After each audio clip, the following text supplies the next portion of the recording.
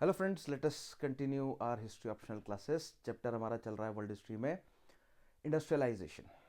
सो अभी तक इंडस्ट्रियलाइजेशन में हमने क्या समझा? In the previous two sessions we discussed the first phase of industrialisation.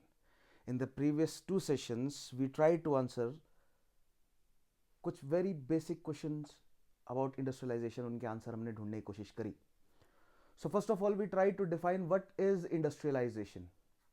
सबसे पहले तो है क्या industrialization. Then we try to answer कि इंडस्ट्रियलाइजेशन जो टर्म दिया गया, या फॉर दैट मैटर जब हमने डिफाइन किया what is industrial revolution, right, क्या ये दोनों टर्म्स यूज करना सही है in reference to the economic changes that took place in Britain between 1760s to 1840s तक, right. So in the previous session हमने इन क्वेश्चंस के डिटेल में आंसर समझे हैं कि क्या है इंडस्ट्रियलाइजेशन, राइट, क्या है इंडस्ट्रियल रेवोल्यूशन. इंडस्ट्रियल रेवोल्यूशन को, क्या उन इकोनॉमिक चेंजेस को हम इंडस्ट्रियल रेवोल्यूशन कह सकते हैं या नहीं, राइट. अगर कह सकते हैं तो how far we can term the economic changes, right, और label the economic changes that happened between that period in Britain as industrial revolution और नॉट. सो हमने दोनों के लिए पॉइंट देखे. हमने पॉइंट्स देखे in support of this argument that how we can call it an industrial revolution, and also against. हमने दोनों एक तरह से हमने क्रिटिकल एनालिसिस जो है वो प्रिपेयर किया, right. After that what we discussed, हमने डिस्कस किया कि भैया ब्रिटेन में ही इंडस्ट्रियल रेवोल्यूशन क्यों हुआ, राइट.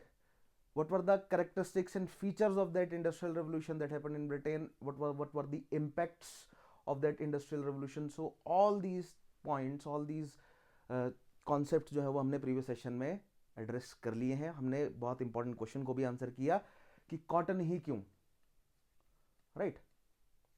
एक बहुत इंपॉर्टेंट क्वेश्चन है ना, whosoever talks about industrialization talks about cotton. So we try to answer that question also. So make sure that you watch each and every previous sessions of this whole world history की जो पूरी ये series है optional के लिए, इसको अगर आप शुरू से देखना शुरू करेंगे तभी आप अच्छे से गहराई में कॉन्सेप्ट को समझ पाएंगे. If you are able to understand what happened in Europe, let's say post 8th century के बाद जो है वो, not just in Europe but all over the world, क्या क्या चल रहा था 8th सेंचुरी के बाद, then you will be able to understand industrial revolution. Because as far as industrialization is concerned, the world was industrialized, right. बहुत सारे writers ने कहा है कि भैया industrialization started in the mid 18th century in Europe, and in Europe में भी कहां पर, ब्रिटेन में. लेकिन ऐसा नहीं है, right. India was industrialised before that, so is the Arabian world and south east Asia and China also, they were also industrialised. But the difference is कि इंडस्ट्रियलाइजेशन में एक नया फेज आया जहां पर मैनुअल लेबर को रिप्लेस किया machines ने, और मशीन्स भी स्टीम पावर्ड मशीन्स ने. So that phase of steam powered machines का जो यूज हुआ for in industries for production of let's say consumer goods, that is the first phase of industrial revolution. So industrial revolution first phase को कहना कहां तक ठीक है, हमने ये भी समझा. देन सेकेंड फेज जो है वो कितना ज्यादा, सेकेंड फेज के लिए अगर हम इंडस्ट्रियल रेवोल्यूशन टर्म यूज करते हैं तो how it is more apt, ज्यादा अप्रोप्रिएट है. So all these questions we try to answer in the previous session.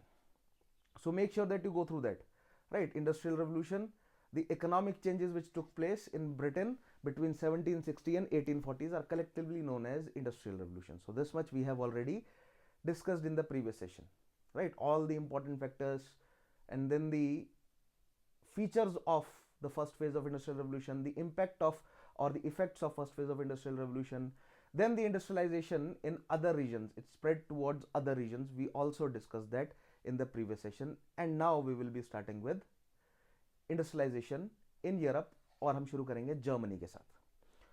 So we'll try to discuss industrialization in Europe. Like you can look at in this map that it was 1840s जब second phase industrialisation का शुरू होता है Britain में, and then वहां से spread जो है वो यूरोप की तरफ होता है, right. So this is how gradually industrialization spread to the rest of the Europe. First in the Western European countries, then the Central European countries, right, especially Germany, and then towards Eastern region, that is Russia. So we'll try to explain, try to understand in today's session the industrialization in Germany, in Russia, and in Japan. In the next session we'll try to understand the industrialization in US United states of America, right. After that फिर हम enter करेंगे in the realm of ideologies that developed in these two very crucial centuries, 19th and 20th century. So we'll enter into socialism and Marxism. All right. So we ended on this note that these were the characteristics of the second phase of industrialization. The second phase of industrialization both हमें देखने को मिलेगा in the Britain, but specially second phase हमें देखने को मिलेगा कहां पर, in the continental Europe, right. So what were the characteristics? First of all the construction of railways, you can read these points. Second is emphasis on basic and heavy industries. Basic industries ऐसी industries जो कि बाकी industries को पनपने में मदद करती है, जो कि उनको लेट्स से प्रोवाइड करती है raw materials to manufacture further goods like coal, like petroleum, like iron वगैरह प्रोवाइड करती है, like गैस प्रोवाइड करती हैं, ठीक है। that is essential for let's say making railways, making locomotives, making further machinery, making work operating those machineries, right, and not just that, generating electricity also, ठीक है।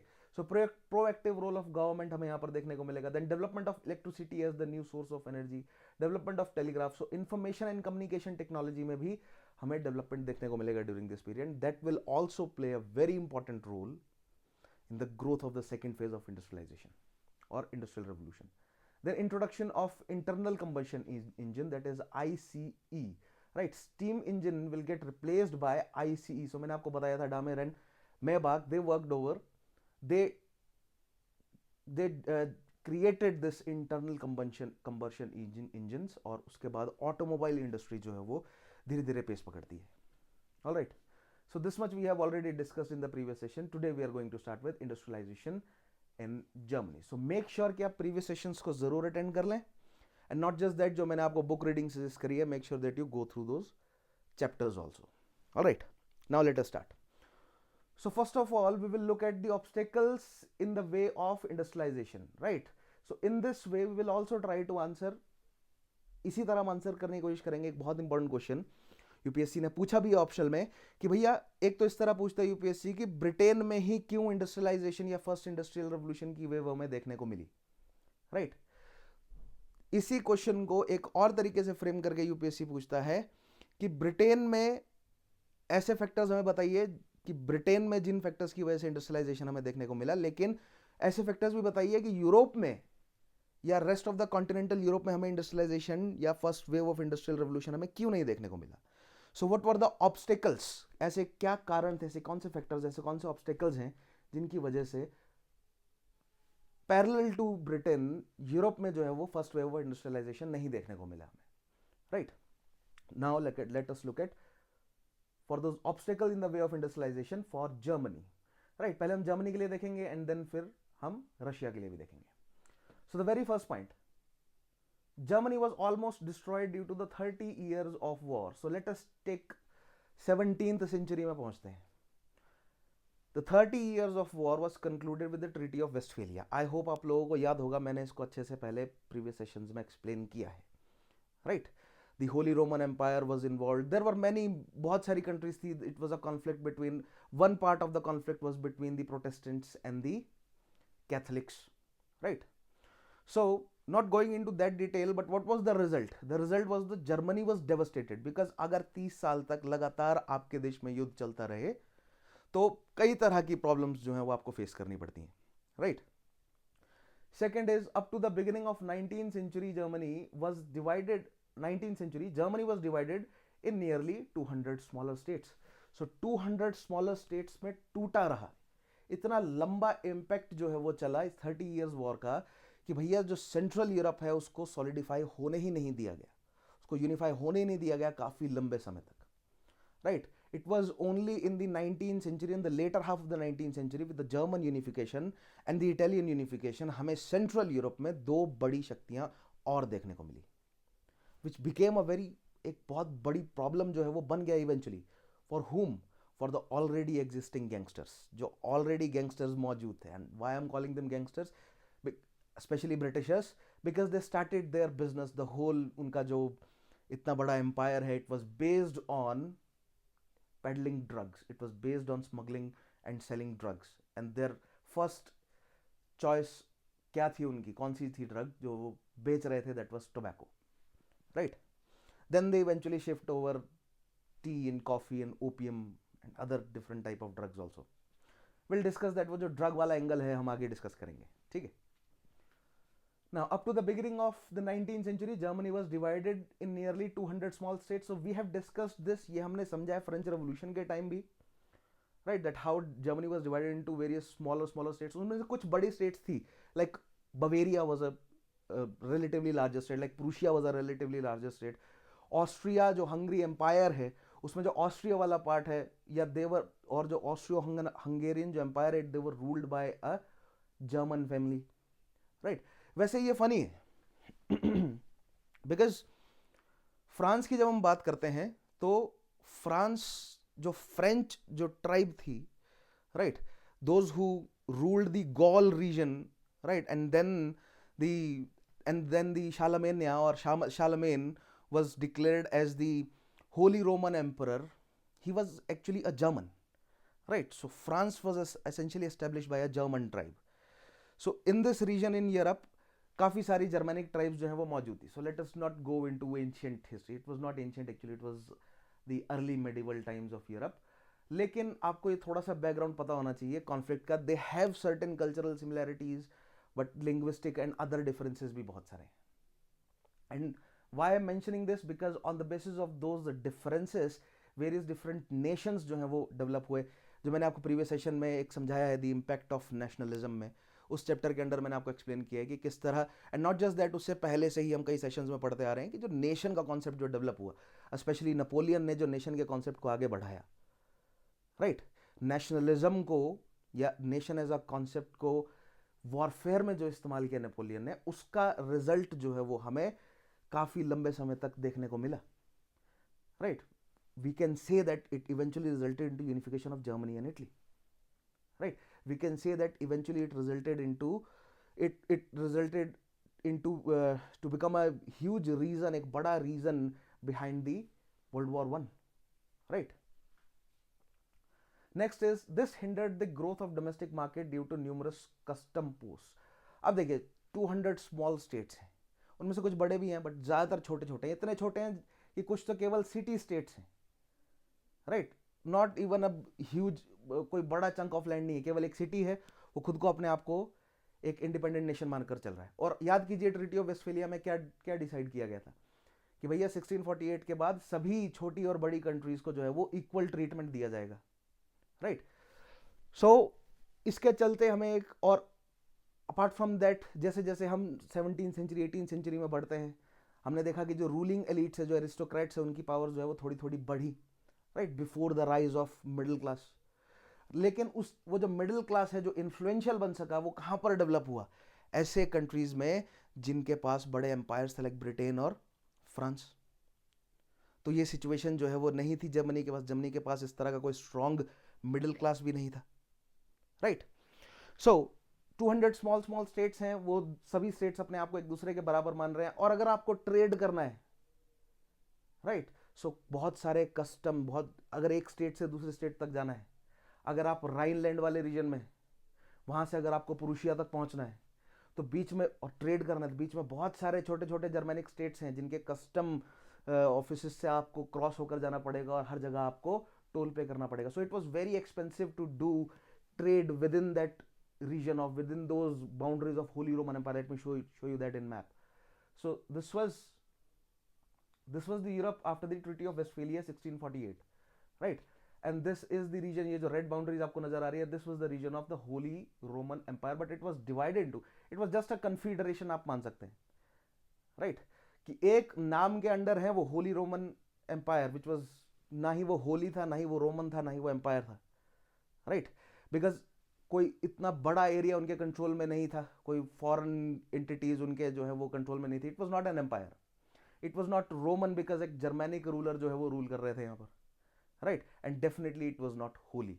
Actually चलो उस डिबेट में नहीं जाते हैं जो रोमन, लेकिन हिंट दे देता हूँ, हमने प्रीवियस सेशन में डिस्कस किया है कि जो रोमन रूलर्स हैं वो तो भैया शिफ्ट हो गए थे Constantinople, right. And there was a constant जो है वो कॉन्फ्लिक्ट था कि भैया कौन खुद को जो है वो रोमन कहेगा। इसके रिजल्ट में होली रोमन एम्परर जो है वो घोषित किया गया शार्लेमेन को। Eventually that established itself as a kingdom of France, right? And after the 30 years of war हमें यहाँ पर एक बहुत disturbed Germanic region देखने को मिला है। Not just that, the whole of the central Europe you can see that it is divided into various smaller states. Italy का भी कोई खास हाल नहीं था, right?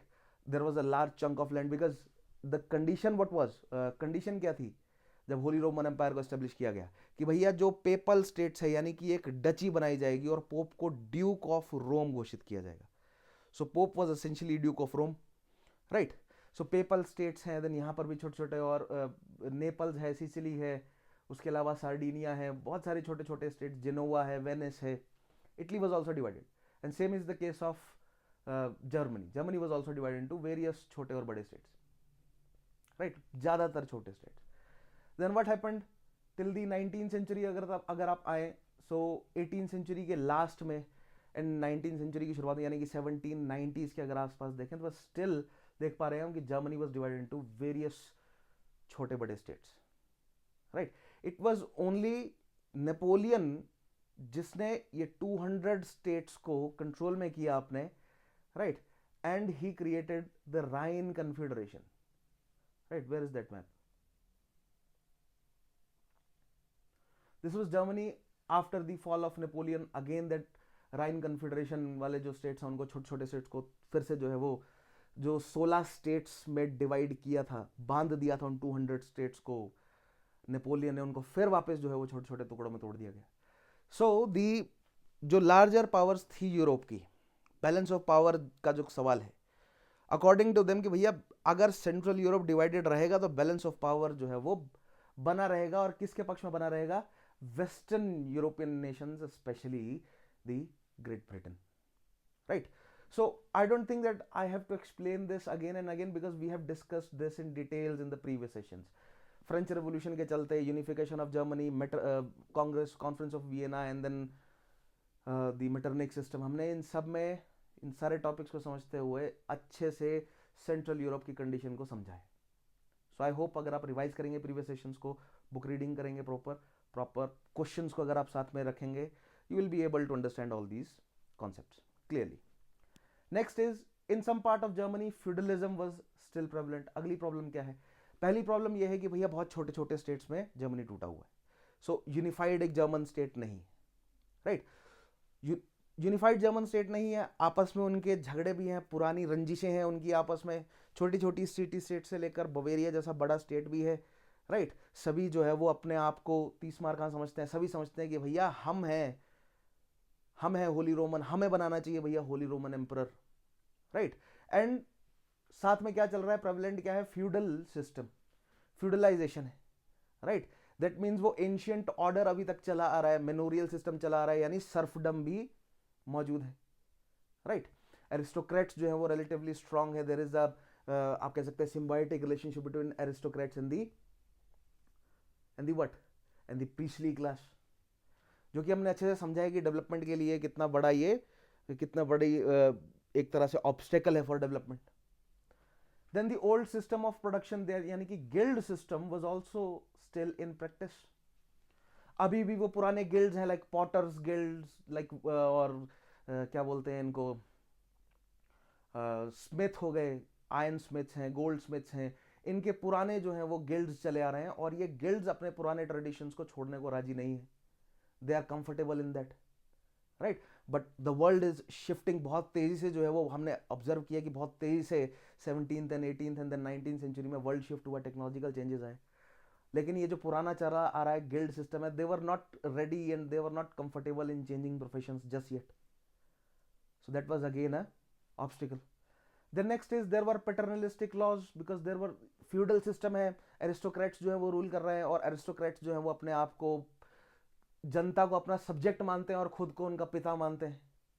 सो कई पैटर्नलिस्टिक लॉज जो है वो लागू हैं, और उनमें से एक बहुत इंपॉर्टेंट पैटर्नलिस्टिक लॉ है, जैसे मैंने आपको बताया ही, ये जो 200 छोटे बड़े स्टेट्स हैं आपस में इनकी रंजिशें हैं, राइट?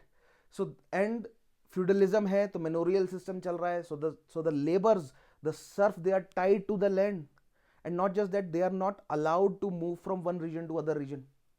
एक स्टेट को छोड़कर वो दूसरी स्टेट में जाकर काम नहीं ढूंढ सकते, लाइक ब्रिटेन के केस में क्या होता, अब इन सारे पॉइंट्स को आप ब्रिटेन के साथ पैरेलल में रखकर चलो, राइट कि Germany was devastated for a long time but Britain was at एक ब्रिटेन किस डायरेक्शन में काम कर रहा था खुद को यूनिफाई करने में, किंगडम जो है वो इंग्लैंड का बना, देन वेल्स को जोड़ लिया गया, देन स्कॉटलैंड को जोड़ लिया गया, फिर आयरलैंड को जोड़ लिया गया, United kingdom of great Britain and Ireland जो है वो इवेंचुअली बन गया। सो वहां पर पॉलिटिकल यूनिफिकेशन चल रहा है, जबकि जर्मनी जो है वो पॉलिटिकली फ्रेगमेंटेड है, राइट वहां पर फ्यूडलिज्म धीरे धीरे डिक्लाइन पर है, मिडिल क्लास का राइज है, वहां पर 1709 तक आते आते एक प्रॉपर लेजिस्लेचर जो है वो सेटअप होने के डायरेक्शन में काम कर दिया उन्होंने, राइट वहां पर उन्होंने बैंकिंग सिस्टम डेवलप कर लिया टिल 1764, ठीक है। सो ब्रिटेन अगर इसी के ही पैरेलल में चले, यहाँ पर गिल्ड सिस्टम चल रहा है, वहां पर जो है वो 1600 से ही कई कंपनीज को चार्टर दे दिए गए हैं। सो वहां पर नई प्रॉपर कंपनीज जो है वो ट्रेडिंग कंपनीज एस्टेब्लिश हो गई eventually, and then those trading companies eventually they somewhat they change their characters, and उन्हीं ट्रेडिंग कंपनीज के जो मालिक थे, जो शेयर होल्डर्स थे, they became industrialist as they उनका जैसे जैसे कैपिटल पर कंट्रोल जो है वो बढ़ता गया। सो समय के साथ इस तरह के चेंजेस जो है वो जर्मनी में नहीं हो रहे हैं। ना why am repeating this point, because ये सवाल यूपीएससी ने पूछा है कि ऐसा क्या ब्रिटेन में हो रहा था जो जर्मनी में या यूरोप में या कॉन्टिनेंटल यूरोप में नहीं हो रहा था, राइट या how the industrialization process of continental Europe is different from industrialization in Britain, right? So when you have to draw a comparison between the continental Europe and especially Germany and Britain, you need to bring ये सभी points आपको लिखने जरूरी है, right या इन points में से छांट कर आप आंसर लिख सकते हैं। ऑलराइट, मूविंग फॉरवर्ड, सो पैटर्नलिस्टिक लॉ में स्पेशली हम क्या कहेंगे, that according to these laws the migration of population from one region to other was not permitted, right?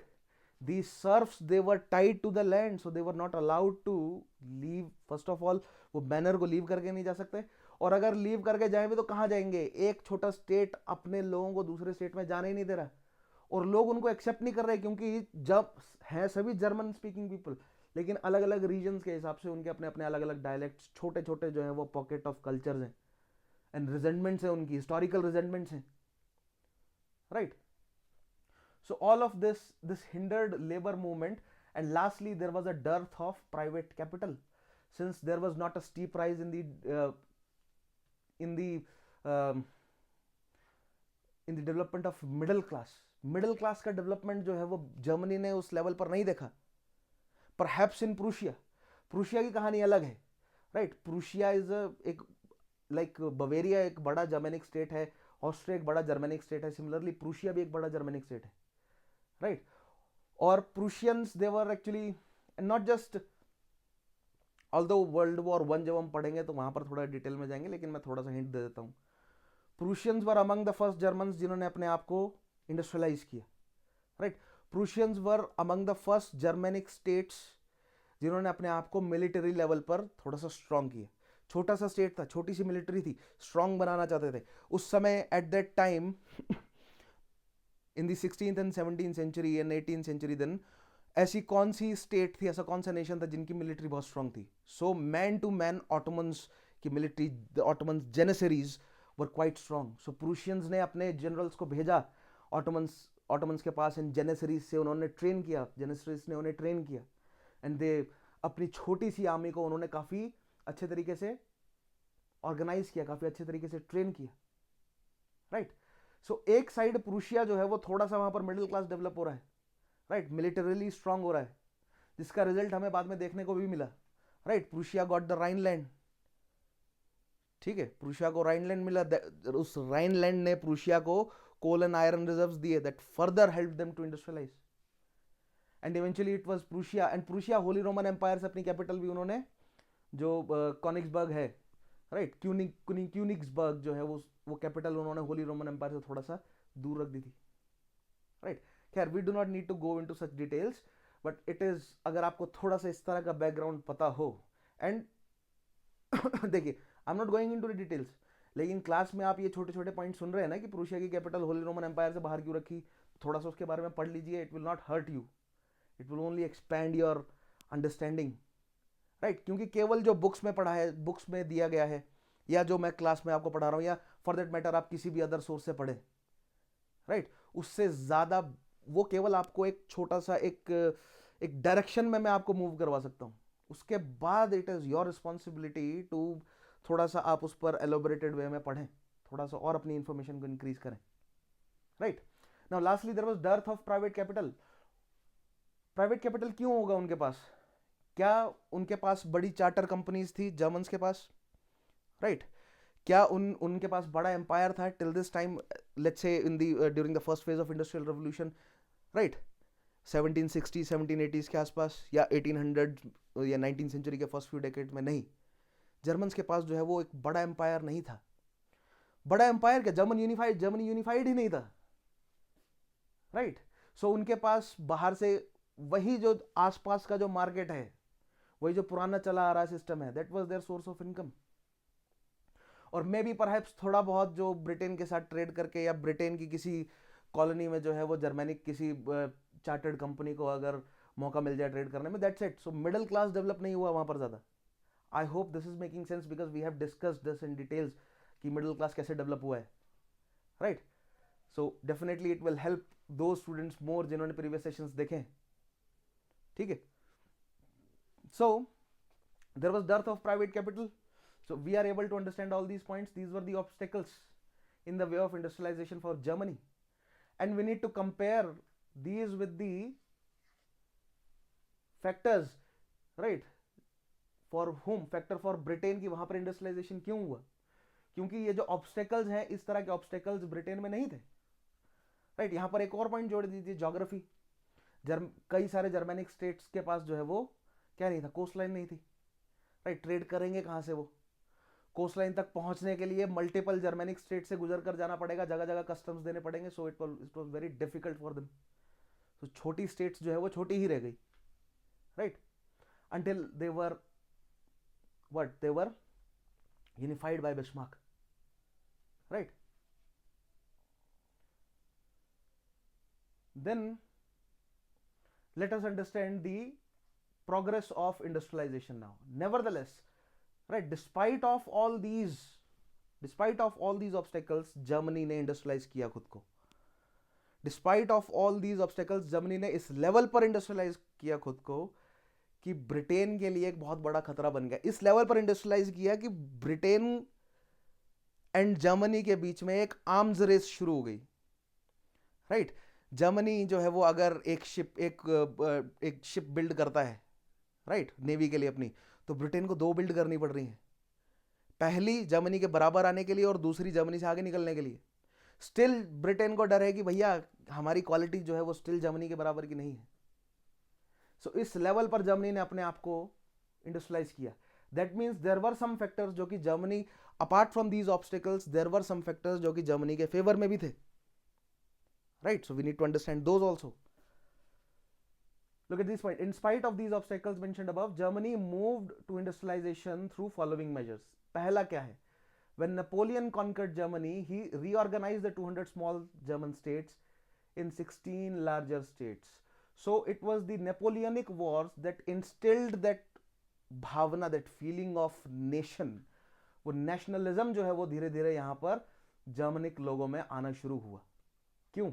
देखिए, नेपोलियन ने अपने लोगों को क्या कहा? नेपोलियन ने अपने जर्नल्स को, अपने लोगों को, अपने जो भी सिटीजन है, फ्रेंच सिटीजन है, उसकी आर्मी में जो थे, उनको बिठाया और समझाया कि भैया तुम्हें पता है फ्रेंच रेवोल्यूशन हम ही क्यों कर पाए, इस तरह की glorious revolution. It was a revolution and it was glorious, right. Perhaps कुछ डार्क चैप्टर्स जो हैं वो बीच में रहे हैं, the rain of terror and all, but जिस तरह के आइडिया वो सामने लेकर आए और जो चेंजेस उन्होंने करे, they were very fascinating for that time.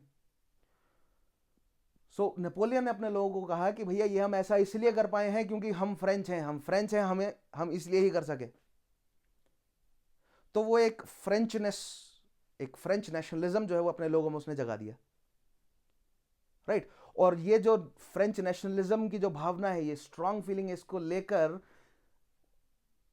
Napoleon ने अपनी सेना, and not just that, relatively better technology as compared to other continental European countries, right, and better military strategies का यूज करते हुए नेपोलियन ने अपने टेन्योर में ऑलमोस्ट पूरे, यानी from Madrid to Moscow, right, from Madrid to Moscow Napoleon के control में था, right. So there was a time from Madrid to Spain में, मैड्रिड एंड स्पेन पोर्टुगल वाले रीजन से लेकर और रशिया तक, मॉस्को तक, they were under the control of Napoleon. So लेकिन इस दौरान इस इतने बड़े एरिया को कंट्रोल करने में केवल फ्रांस के ही लोगों को एम्प्लॉय नहीं करके रख सकता था वो, जर्मनी से बहुत बार गुजरा नेपोलियन, राइट। कई बार अटैक किया, कई बार ऑफेंस पर था, कई बार डिफेंस पर था, कई बार रिट्रीट करना पड़ा। तो सेना जो इतनी बार मूव करी, तो जर्मनी के लोगों को भी सेना में भर्ती किया गया, राइट। और इस वजह से धीरे धीरे जर्मनी के लोगों में भी भावना आई वही थोड़ी नेशनलिज्म की। एंड देन जब नेपोलियन को लिप्सिक में हराया जर्मन्स ने, तो और उनकी नेशनलिज्म की भावना जो है वो स्ट्रांग हो गई, right. And combining with that, Napoleon ने जर्मनी में फ्यूडलिज्म को खत्म कर दिया, राइट। बड़ी जो 200 जर्मन स्टेट्स है उसकी एक राइन कन्फेडरेशन बना दी, 16 जो है वो रिलेटिवली लार्जर स्टेट्स में उनको बांध दिया। सो एक यूनिफिकेशन, एक नेशनलिज्म की जो है वो भावना डेवलप हो गई, and that eventually resulted into the unification of Germany.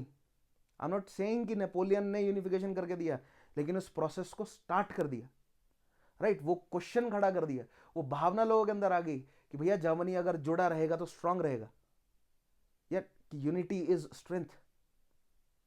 Then Napoleon he also abolished feudalism, Napoleon introduced continental system. अब नेपोलियन ने कॉन्टिनेंटल सिस्टम बनाया, राइट। ब्लॉकेड लगा दिया ब्रिटेन के गुड्स पर। अब ब्रिटेन का गुड्स अगर नहीं आएगा तो खुद का प्रोड्यूस करना पड़ेगा, ठीक है। तो एक इंडस्ट्रियलाइजेशन को एक बेसिक स्टार्ट जो है वो प्रोवाइड किया जर्मेनिक रीजन में नेपोलियन ने, not just Germany but France also, under which British goods were boycotted, which benefited German manufacturers.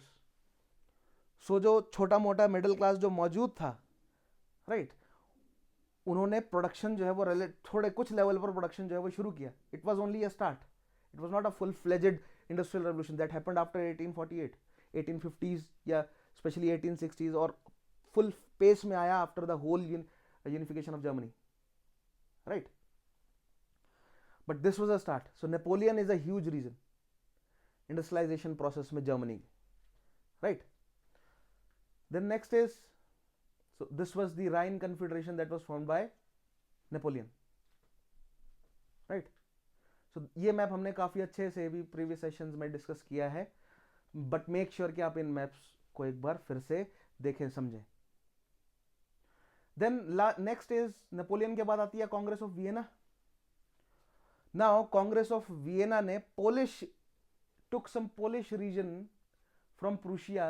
In return, Prussia received some region in Rhineland which was rich in iron and coal.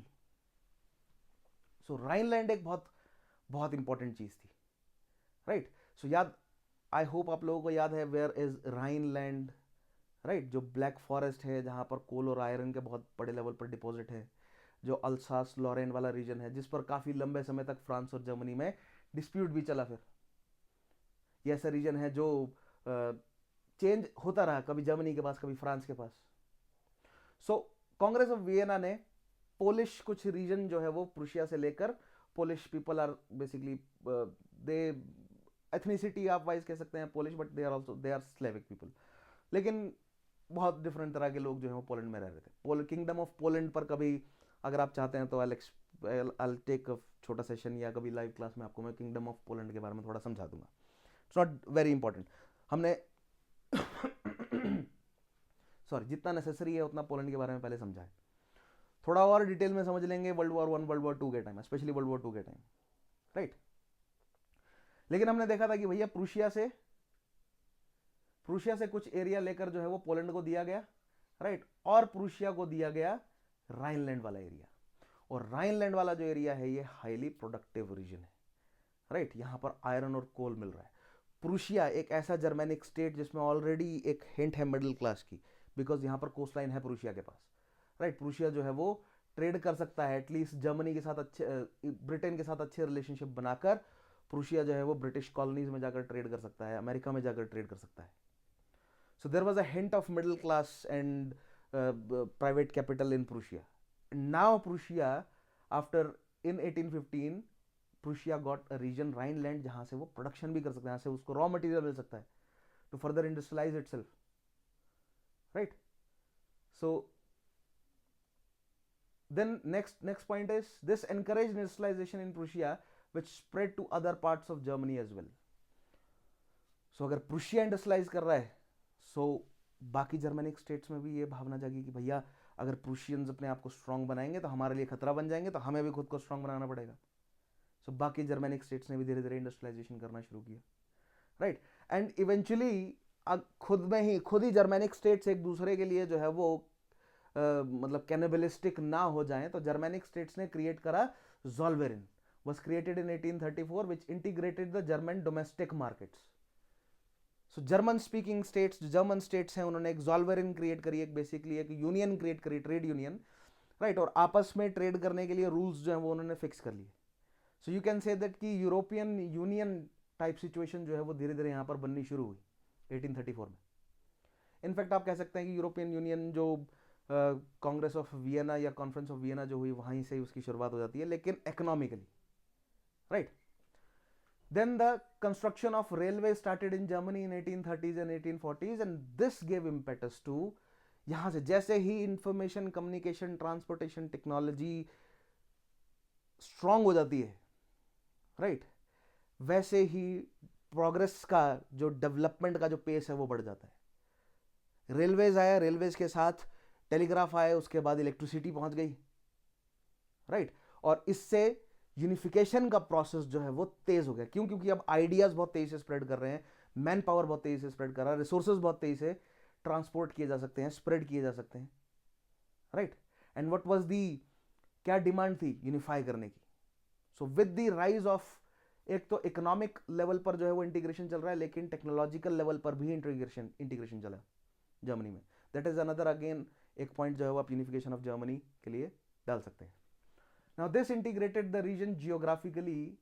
Next, paternalistic law which restricted the migration of the people were abolished in 1849. Paternalistic laws, feudal system जो है वो अब basically बहुत ही कम level पर रह गया, और अब लेबर को अब मूवमेंट जो है बहुत जरूरी था. विलेज से निकलकर लोग शहरों में पहुंचे तभी तो इंडस्ट्रियलाइजेशन को बूम मिलेगा, तभी तो लेबर आएगा, लेबर होगा तभी तो labour intensive, and labour intensive जो है वो आप इंडस्ट्री सेट कर सकते हैं. बट ध्यान रखिएगा, second phase was not labour intensive, it was capital intensive, right. But still उन माइंस में, उन रेलवे ट्रैक्स पर, उन फैक्ट्रीज में काम करने के लिए लेबर तो चाहिए ही. सो पैटर्नलिस्टिक लॉज को हटाना जरूरी है, and those were abolished in 1849. Very important point, right. Then the problem of dearth of capital, इसको कैसे रिजॉल्व करें? सारे आप बढ़िया टेक्नोलॉजी को आप रेलवेज बना, जैसे टेक्नोलॉजी को अप्लाई करना है, रेलवेज बनाना है, टेलीग्राफ लगाना है, राइट, टेलीग्राफ सिस्टम का एस्टेब्लिश करना है, पैसा कहां से आएगा? प्राइवेट कैपिटल तो इतना है नहीं जर्मनिक लोगों के पास, रिलेटिवली बहुत कम है as compare to Britain and France, right. So इसको कंपनसेट किया, ये प्रॉब्लम सॉल्व करी या कंपनसेट की गई by banking capital. Banks establish किए गए, लोगों का ही पैसा जो है वो, यानी कि बैंक्स एस्टेब्लिश करे, लोगों ने अपना पैसा बैंक्स में जमा किया, जो सेविंग्स है उस सेविंग्स पर बेस्ड जो है वो लोन्स दिए गए, and those loans acted as capital for establishment of various different industries. So joint stock banks invested in German industrialization, right. So Germany में जो ओल्ड मनी थी, जो पुराना पैसा था जिन लोगों के पास, उन्होंने बैंक्स एस्टेब्लिश करे. नॉट जस्ट दैट, ब्रिटेन के कई बैंक्स ने इन्वेस्ट किया जर्मनी में भी, राइट.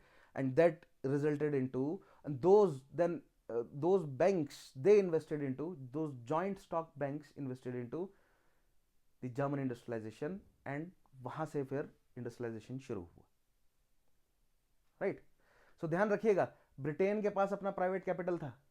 जर्मनी के केस में प्राइवेट जो कैपिटल की प्रॉब्लम है वो जॉइंट स्टॉक बैंक्स ने सॉल्व करी, लेकिन रशिया के केस में ऐसा नहीं होगा, राइट, या जापान के केस में ऐसा नहीं होगा.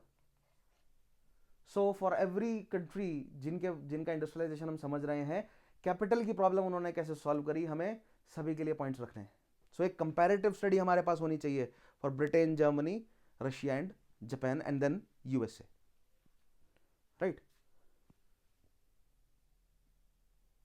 So this was the Zollverein. धीरे धीरे करके सो प्रूशियन टैरिफ सिस्टम 1818 से शुरू होगा, राइट, जहां पर विद इन प्रूशियन स्टेट जो है वो टैरिफ्स को यूनिफाई किया गया. Then Zollverein till 1834 it expanded, Bavaria वाला रीजन जो है वो इसमें इंक्लूड हुआ. देन हनोवर वाला region and some other in this around this Luxembourg and Palatinate वाला और रीजन ऑफ बेडन वगैरह, ये सब इवेंचुअली सारा जो है वो होल ऑफ जर्मनी जो फाइनली यूनिफाइड जर्मनी बना वो ज़ोल्वेरिन के अंडर आ गया. नॉट जस्ट दैट, डेनमार्क का कुछ रीजन भी, दिस श्लेस्विग होल्स्टीन रीजन, जो कि बाद में फिर जर्मनी ने अपने कंट्रोल में किया, but initially it was under control, joint control of Germany and Austria. So I hope आप लोगों को याद है श्लेस्विग होल्स्टीन वाला पूरा issue. Then what are the features of German industrialization and how they are different, कैसे वो different हैं British industrialization से? Next thing we need to understand. So first point is it progressed with the construction of railways, but industrialization achieved true success after unification of Germany. So it was the 1830s and 1840s जब industrialization progress पर आया, जैसे जैसे banking system establish हुआ, ज़ोल्वेरिन जो है वो strong हुआ till 1840s तक, 1850s तक आते आते. But it was the unification of Germany, यानी कि it was only after 1870s जब रियली जर्मनी में इंडस्ट्रियलाइजेशन बहुत तेजी से आगे बढ़ा, एक्सप्लोसिव, राइट. एंड टिल 1914 जो है वो बहुत बड़े लेवल पर इंडस्ट्रियलाइजेशन किया जर्मनी ने, सो मच सो दैट कि भैया ब्रिटेन को युद्ध करना पड़ गया जर्मनी के अगेंस्ट, ताकि उसकी इंडस्ट्रियलाइजेशन की पेस को रोका जा सके, ताकि बैलेंस ऑफ पावर जो है वो ब्रिटेन की तरफ झुका रहे. And in the process Britain ने अपने भी रिसोर्सेज की धज्जियां उड़ा दी और खुद उधार में फंस गया, किसके? यूएस के, ब्रिटेन यूएस के उधार में फंस गया. समझेंगे आगे हम वर्ल्ड वॉर 1 में जब पढ़ेंगे. Next, then within 30 years it achieved what Britain had achieved in the last 100 years. सो 1760s के बाद ब्रिटेन ने जितने लेवल पर अपने आप को इंडस्ट्रियलाइज किया, जर्मनी ने वो नेक्स्ट 30 years में कर लिया, right. That was the level of resources. इतना पैसा अंदर लोगों का भरा पड़ा था, पैसा बैंकिंग सिस्टम में जब वो आया, right. And not just that, फिर उसके बाद जर्मनी ने एक इंपीरियलिस्टिक पावर के रूप में थोड़ा सा अफ्रीका पर भी जो कंट्रोल पाया, वहां से जो ट्रेडिंग एस्टेब्लिश करी, अपना छोटा सा एक ट्रेडिंग नेटवर्क बनाया, प्रोडक्शन की क्वालिटी इतनी बेहतरीन एस्टेब्लिश करी जर्मनी में कि ब्रिटेन के प्रोडक्ट से ज़्यादा जो है वो यूरोपियन कंट्रीज जर्मनी के प्रोडक्ट्स को मतलब पसंद कर रहे थे. This is the fact. आज भी ये फैक्ट है, जो अगर हम ऑटोमोबाइल सेक्टर में चले जाएं तो German automobiles are considered better in quality, right, as compare to British automobiles. Although दोनों के अपने रिलायबिलिटी इश्यूज हैं, not as comparable to Japanese automobiles, right. But that's Japanese automobile is whole another. उनका design, उनका product को design करने की philosophy अलग है जर्मन से, ठीक है. अगर मैं आपको बताऊं तो जो जापानीज ऑटोमोबाइल इंडस्ट्री की फिलॉसफी ये है कि बना दो, इतना रिलायबल बनाओ कि ज़्यादा रिपेयर पे खर्चा ना लगे और मतलब कि चीज़ें टूटे फूटे ना, फंक्शनिंग रहे लंबे टाइम तक. और जर्मन फिलॉसफी ये है कि भैया बनाओ, रिलायबल बनाओ, लेकिन वो रिलायबल तब तक रहेगा जब तक रेगुलर सर्विसिंग चलती रहेगी उसकी. सो खैर, ऑटोमोबाइल इंडस्ट्री के बारे में साइंस एंड टेक में थोड़ा हम डिस्कस करेंगे. So what I was saying, then within 30 years it achieved what Britain had achieved in the last 100 years. अपने आप को इस लेवल पर, यानी कि railways, heavy industries, basic industries, and not just that, जो कंज्यूमर बेस्ड इंडस्ट्रीज है उसको भी जर्मनी ने इतना स्ट्रांग बनाया. And at the same time मैंने आपको बताया ना, प्रूशिया ने सबसे पहले क्या कोशिश करी थी कि भैया खुद को स्ट्रांग करना है तो मिलिट्री को स्ट्रांग करना जरूरी है. तो प्रूशिया ने सीखा किससे? ऑटोमन से, क्योंकि ऑटोमन की जो जेनेसरीज थी during that time, man to man they were the, आप कह सकते हैं, the most elite soldiers, right. तो यही सेम ट्रेंड जर्मनी ने भी चालू रखा कि अगर दे न्यू कि इतना तेजी से जो एक्सप्लोजिव राइज हम कर रहे हैं, राइट, अदर जो कंट्रीज होंगी they will consider us as threat. और इस समय बड़ी शक्तियां क्या थी? Britain, France, Russia was also huge, और रशिया भी अपने आप को इस टाइम पर इंडस्ट्रियलाइज कर रहा था। Japan was also industrialising itself, Italy was also industrialising itself, and US भी समंदर पार, ओशियन पार जो है वो अपने आप को इंडस्ट्रियलाइज कर रहा था बड़े लेवल पर। लेकिन continental Europe and basically Europe में ब्रिटेन के लिए जो है वो बड़ा खतरा था जर्मनी। और जैसे मैंने आपको बताया ही कि जर्मनी और ब्रिटेन, या ब्रिटेन के अगेंस्ट जर्मनी ने अपने आप को इतना इंडस्ट्रियलाइज कर लिया था कि आर्म्स रेस तक बात आ गई थी।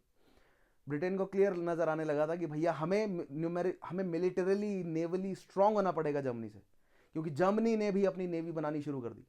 तो जर्मनी अगर एक बोट बनाए तो ब्रिटेन दो बनाए, राइट। फिर जर्मनी अगर एक और बोट बनाए तो ब्रिटेन को फर्दर एक और दो बोट बनानी पड़ रही है, राइट। दो किस लिए? एक तो उनसे संख्या डबल रहे उनकी, और दूसरा जर्मनी के प्रोडक्ट्स की quality better, right. So quite surprisingly, very soon Germany overtook Britain in the field of industrialization, and ये एक बड़ी समस्या बन गया ब्रिटेन के लिए। क्यों? क्योंकि अब जर्मनी जो है वो जर्मनी नहीं रहे जो पहले छोटे मोटे स्टेट्स थे और जिसको ब्रिटेन जो है वो धमका सकता था। नहीं, अब जर्मनी इंडस्ट्रियलाइज है। जर्मनी ने अपने मिलिट्री पर पहले से ही काम करते आए हैं। यूनिफाइड जर्मनी ने भी अपनी मिलिट्री पर बहुत बड़े लेवल पर काम किया। बेटर ऑटोमोबाइल्स जो है, इनफैक्ट ऑटोमोबाइल्स जो है वो जर्मनी ने बड़े लेवल पर डेवलप किए। मैंने आपको बताया ना, Daimler and Maybach, they developed that engine, IC engine, and then the first automobile made by Daimler and then by Benz, और Benz के नाम से ही वो बने, right? They were made in Germany. So एक बड़े लेवल पर ऑटोमोबाइल इंडस्ट्री जो है वो डेवलप हो रही है, right? So अब जर्मनी जो है वो एक बड़ा इंडस्ट्रियल थ्रेट बनता जा रहा है ब्रिटेन के लिए, एंड दैट इज वन बहुत बड़ा रीजन है। मैंने आपको पिछले सेशन में बताया भी था कि बहुत असैसिनेशंस होते रहते हैं ब्रिटेन में, and not just Britain but all over the Europe during that time. बहुत पॉलिटिकल लीडर्स के असैसिनेशन हुए। It was not something new कि फ्रांस फर्डिनांड को मार दिया तो इतना बड़े लेवल पर युद्ध हो गया, नहीं। ब्रिटेन का एम्बिशन था कि भैया जर्मनी का जो इंडस्ट्रियलाइजेशन है उसको स्क्वॉश किया जाए, राइट। तो जर्मनी का बेसिकली खर्चा करवाया जाए। कॉन्टिनेंटल यूरोप में जर्मनी को दोनों साइड से उलझा दो और उनके रिसोर्सेज को एग्जॉस्ट कर दो, राइट। तो जब मैं आपको थोड़ा सा ब्लिट्स क्रीग के बारे में बताऊंगा, ब्लिट्स क्रीग क्या है, या जर्मन थोड़ा वर्ल्ड वॉर वन में जर्मन मिलिट्री टैक्टिक्स के बारे में बताऊंगा। सो एक आपको मैं हिंट के रूप में दे देता हूँ कि they were so advanced, they were so, their army and their tactics, their technology was इतनी ज़्यादा बेटर थी फ्रेंच के मुकाबले कि बहुत अंदर तक फ्रांस में जो है वो उनकी सेना ने पेनिट्रेट कर लिया और उनके रिसोर्सेज बहुत पीछे रह गए। यानी जैसे मान लीजिए जो फ्यूल है और खाने की जो चीज़ें वो बहुत पीछे रह गए, तो उनको कुछ समय तक वेट करना पड़ता था उनकी सेना को, ताकि उनके जो जितने भी लॉजिस्टिक सपोर्ट जो आ रहा है वो समय तक उन तक पहुंच सके। Will discuss this in detail in World war one sessions. The next point, there was emphasis over foundation of heavy industries, right. ये जर्मनी को समझ आ गया कि भैया लाइट गुड्स जो है उस इंडस्ट्री पर ऑलरेडी जो है वो ब्रिटेन ने सेचुरेशन एस्टेब्लिश कर लिया है। So there is no point going in that direction, right. तो हम ऐसा क्या करें जो ब्रिटेन के पैरेलल में हम जिसके लिए एक मार्केट, जिसके लिए एक कंपटीशन खड़ा कर सके। सो that was the heavy industries, right. German machineries, German automobile, German machinery, factory machineries, German railway locomotives, right, German steel basically, right. So heavy industries पर जो है वो जर्मनी ने इन्वेस्ट किया। Germany excelled in automobile industries, electrical and chemical industries. बड़े level पर chemical एक बहुत बड़ा कमाई का स्रोत था ब्रिटेन के लिए, जो इंडिया से इंडिगो, नील की जो खेती करवा रहे थे, राइट। और ब्रिटेन को एक बहुत, पूरे दुनिया में जो है वो ब्रिटेन के लिए एक बहुत बड़ा कमाई का स्रोत था इंडिया से आने वाला Indigo, right, the natural die. लेकिन जर्मनी ने जैसे ही सिंथेटिक डाइज जो है वो बनानी शुरू कर दी, ब्रिटेन की वो पूरी इंडिगो वाली जो मार्केट है, पूरी इंडिगो वाला जो मतलब एक अलग से उन्होंने सेक्टर बनाया हुआ है, वो रेलेवेंट ही नहीं रहा, क्योंकि synthetic dyes were better, they were cheaper, right.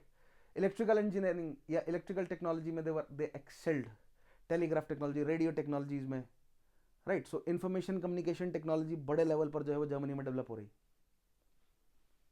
So that was another positive point for them.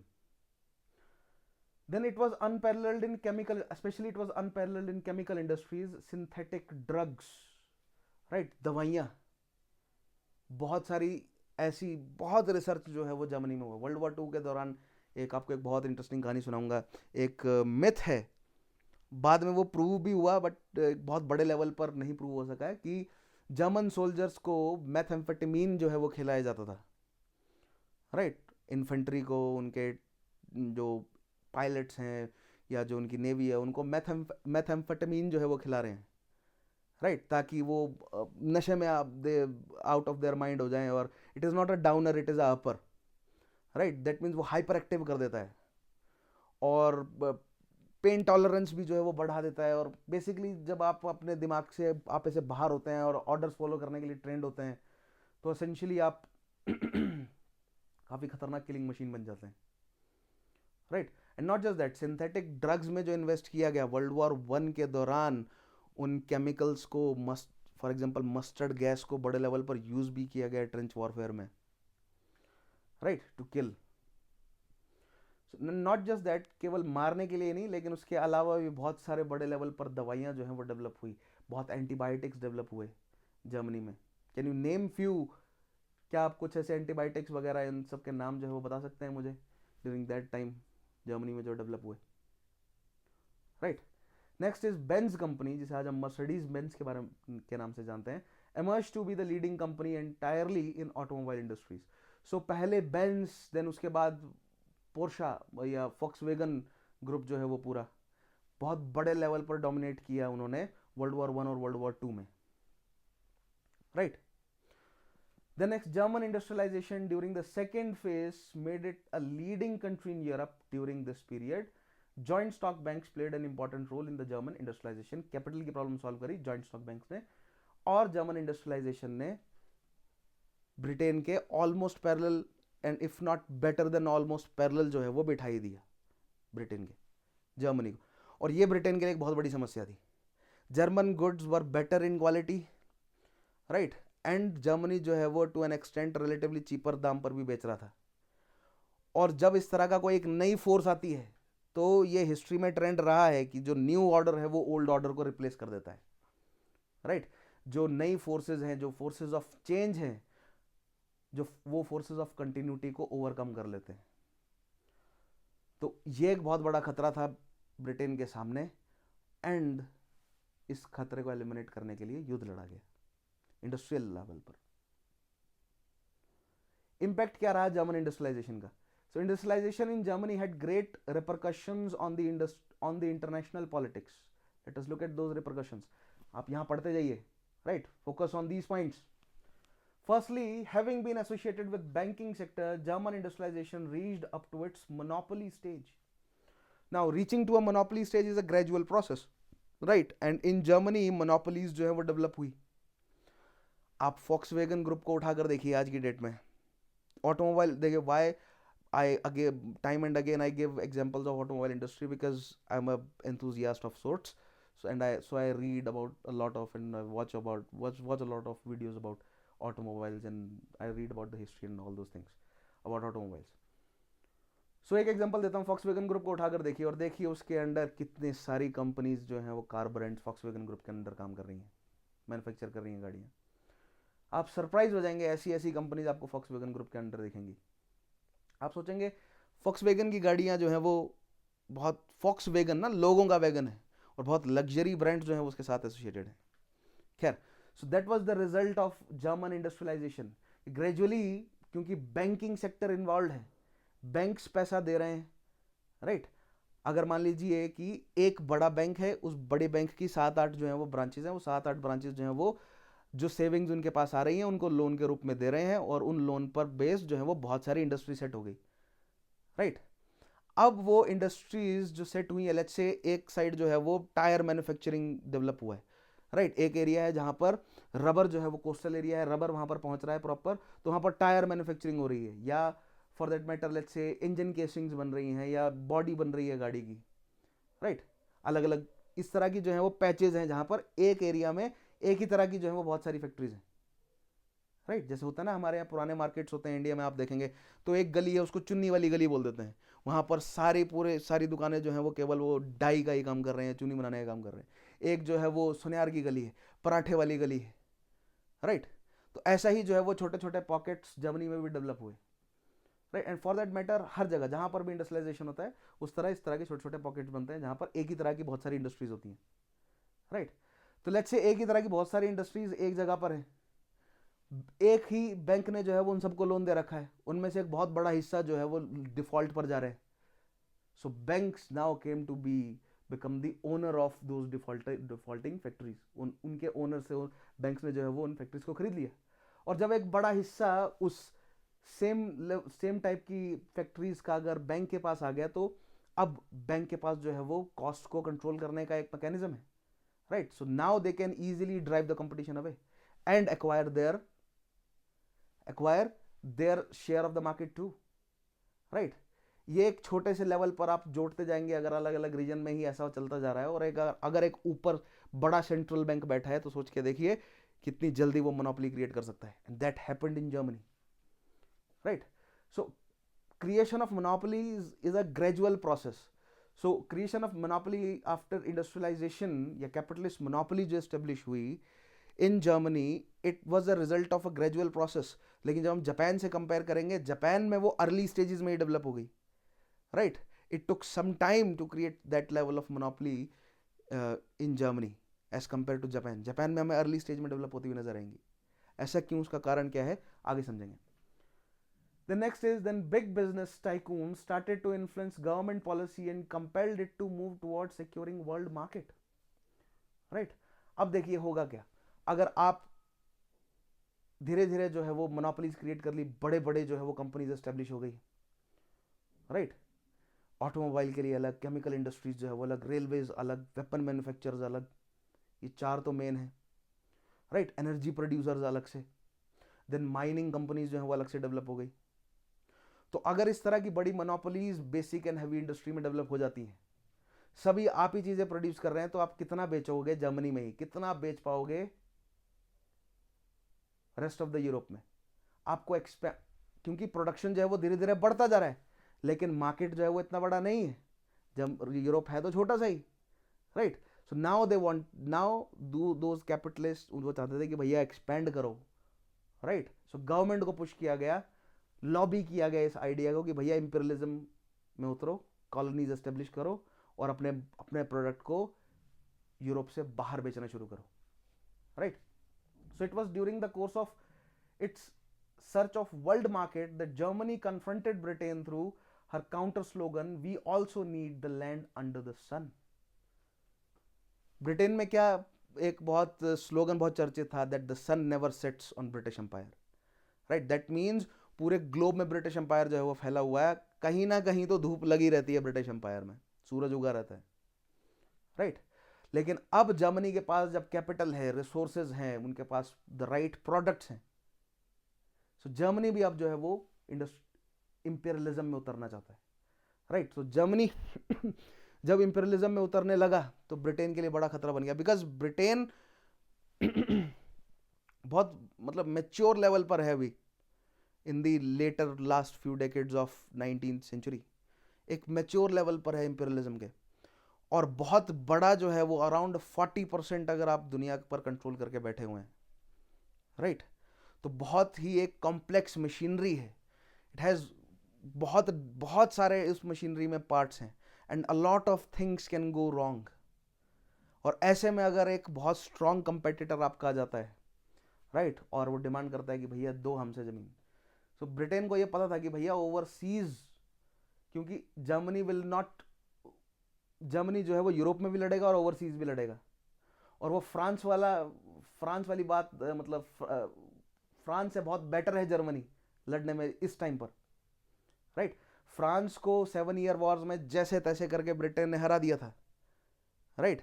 लेकिन ओवरसीज अगर जर्मनी से लड़ना पड़ जाएगा ब्रिटेन को, तो ब्रिटेन को कहीं खतरा लग रहा था कि भैया ये तो हमारी टेरिटरी छीन जाएगी, और क्राउन ज्वेल्स खासतौर पर साउथ एशिया जो है वो कहीं हाथ से ना चला जाए ब्रिटेन के, राइट। सो रिजल्ट में क्या देखने को मिला? रिजल्ट में देखने को मिला हमें world war 1। So German and British rivalry for the market resulted into the First World War. So we'll go into that detail, आगे हम जाएंगे, but that is another impact of the German industrialization. Need to remember all these points. ठीक है? Then these are the points about the German industrialization. So हमने British industrialization को अच्छे से समझ लिया. The first phase of industrialization या industrial revolution Britain में हमें देखने को मिलता है, right. The second phase of industrial revolution हमें देखने को मिलता है यूरोप में, जर्मनी में, right, and also in Russia, लेकिन मेजॉरिटिरली इन जर्मनी. फ्रांस भी है. फ्रांस बुक रीडिंग करेंगे तो आपको थोड़ा सा फ्रांस के लिए भी पॉइंट मिल जाएगा, लेकिन ज़्यादा मैंने फोकस जो है वो यहाँ पर क्लास में मैं जर्मनी पर कर रहा हूँ, राइट. लेकिन आप फ्रांस के लिए भी पढ़ोगे तो आपको पॉइंट्स मिल जाएंगे. जर्मनी के लिए पॉइंट्स जो है ज़्यादा इंपॉर्टेंट है. ऑल्दो फ्रांस के लिए कुछ पॉइंट्स जो है वो मैंने बीच में इधर उधर स्कैटर्ड फॉर्म में एक्सप्लेन कर दिए हैं आपको, right. Now let us enter into the industrialization of Russia. Second phase में ही चल रहा है ये भी. अब ऐसा नहीं है कि ब्रिटेन में सेकेंड फेज ऑफ इंडस्ट्रियलाइजेशन नहीं रहा, राइट. ब्रिटेन में भी चला second phase of industrialization, right. यानी कि वहां पर भी बेसिक और हैवी इंडस्ट्रीज पर काम हुआ, ठीक है, but not at the level जिस लेवल पर जर्मनी खुद को लेकर गया. यह भी एक कारण है कि भैया ब्रिटेन में जो इंडस्ट्रीज हैं वो इतनी ज्यादा इन्वेस्टेड थी फॉर दी क्या बोलते हैं उसको, कंज्यूमर गुड्स बनाने में इतने ज्यादा इन्वेस्टेड थे कि जब जर्मनी ने खुद को बेसिक और हैवी इंडस्ट्री में इतना बड़े लेवल पर स्ट्रांग बनाया तो they were not able to catch up. They were not able to sorry, scratch that. It's not that कि they were not able to catch up, लेकिन yes you can say match नहीं कर पा रहे हैं वो, जर्मनी को match नहीं कर पाए. ब्रिटेन जो है वो अपने कंज्यूमर गुड इंडस्ट्री में बहुत बड़े लेवल पर उलझा रहा. उसको उस कंज्यूमर गुड इंडस्ट्री को बड़े लेवल पर बेसिक और हैवी इंडस्ट्री में वो चेंज नहीं कर पाए, राइट. बेसिक और हैवी इंडस्ट्री डेवलप हुई but not at the level of Germany, क्योंकि कंज्यूमर गुड इंडस्ट्री तो अब धीरे धीरे सभी अपने देश में डेवलप कर ही रहे हैं. यूरोपियन कंट्रीज भी कंज्यूमर गुड इंडस्ट्री बना रही है छोटी छोटी, राइट. इंडिया में भी धीरे धीरे जो है वो textile industry western coast region में डेवलप होना शुरू हो गया. Same is the case of क्या बोल सकते हैं आप, South Asian and Chinese country, China also, right. So heavy industries, basic और हैवी इंडस्ट्री जो है वो ज्यादा प्रॉफिटेबल इंडस्ट्री के रूप में डेवलप हुई और यहां पर ब्रिटेन जो है वो जर्मनी से पीछे होने लगा, right.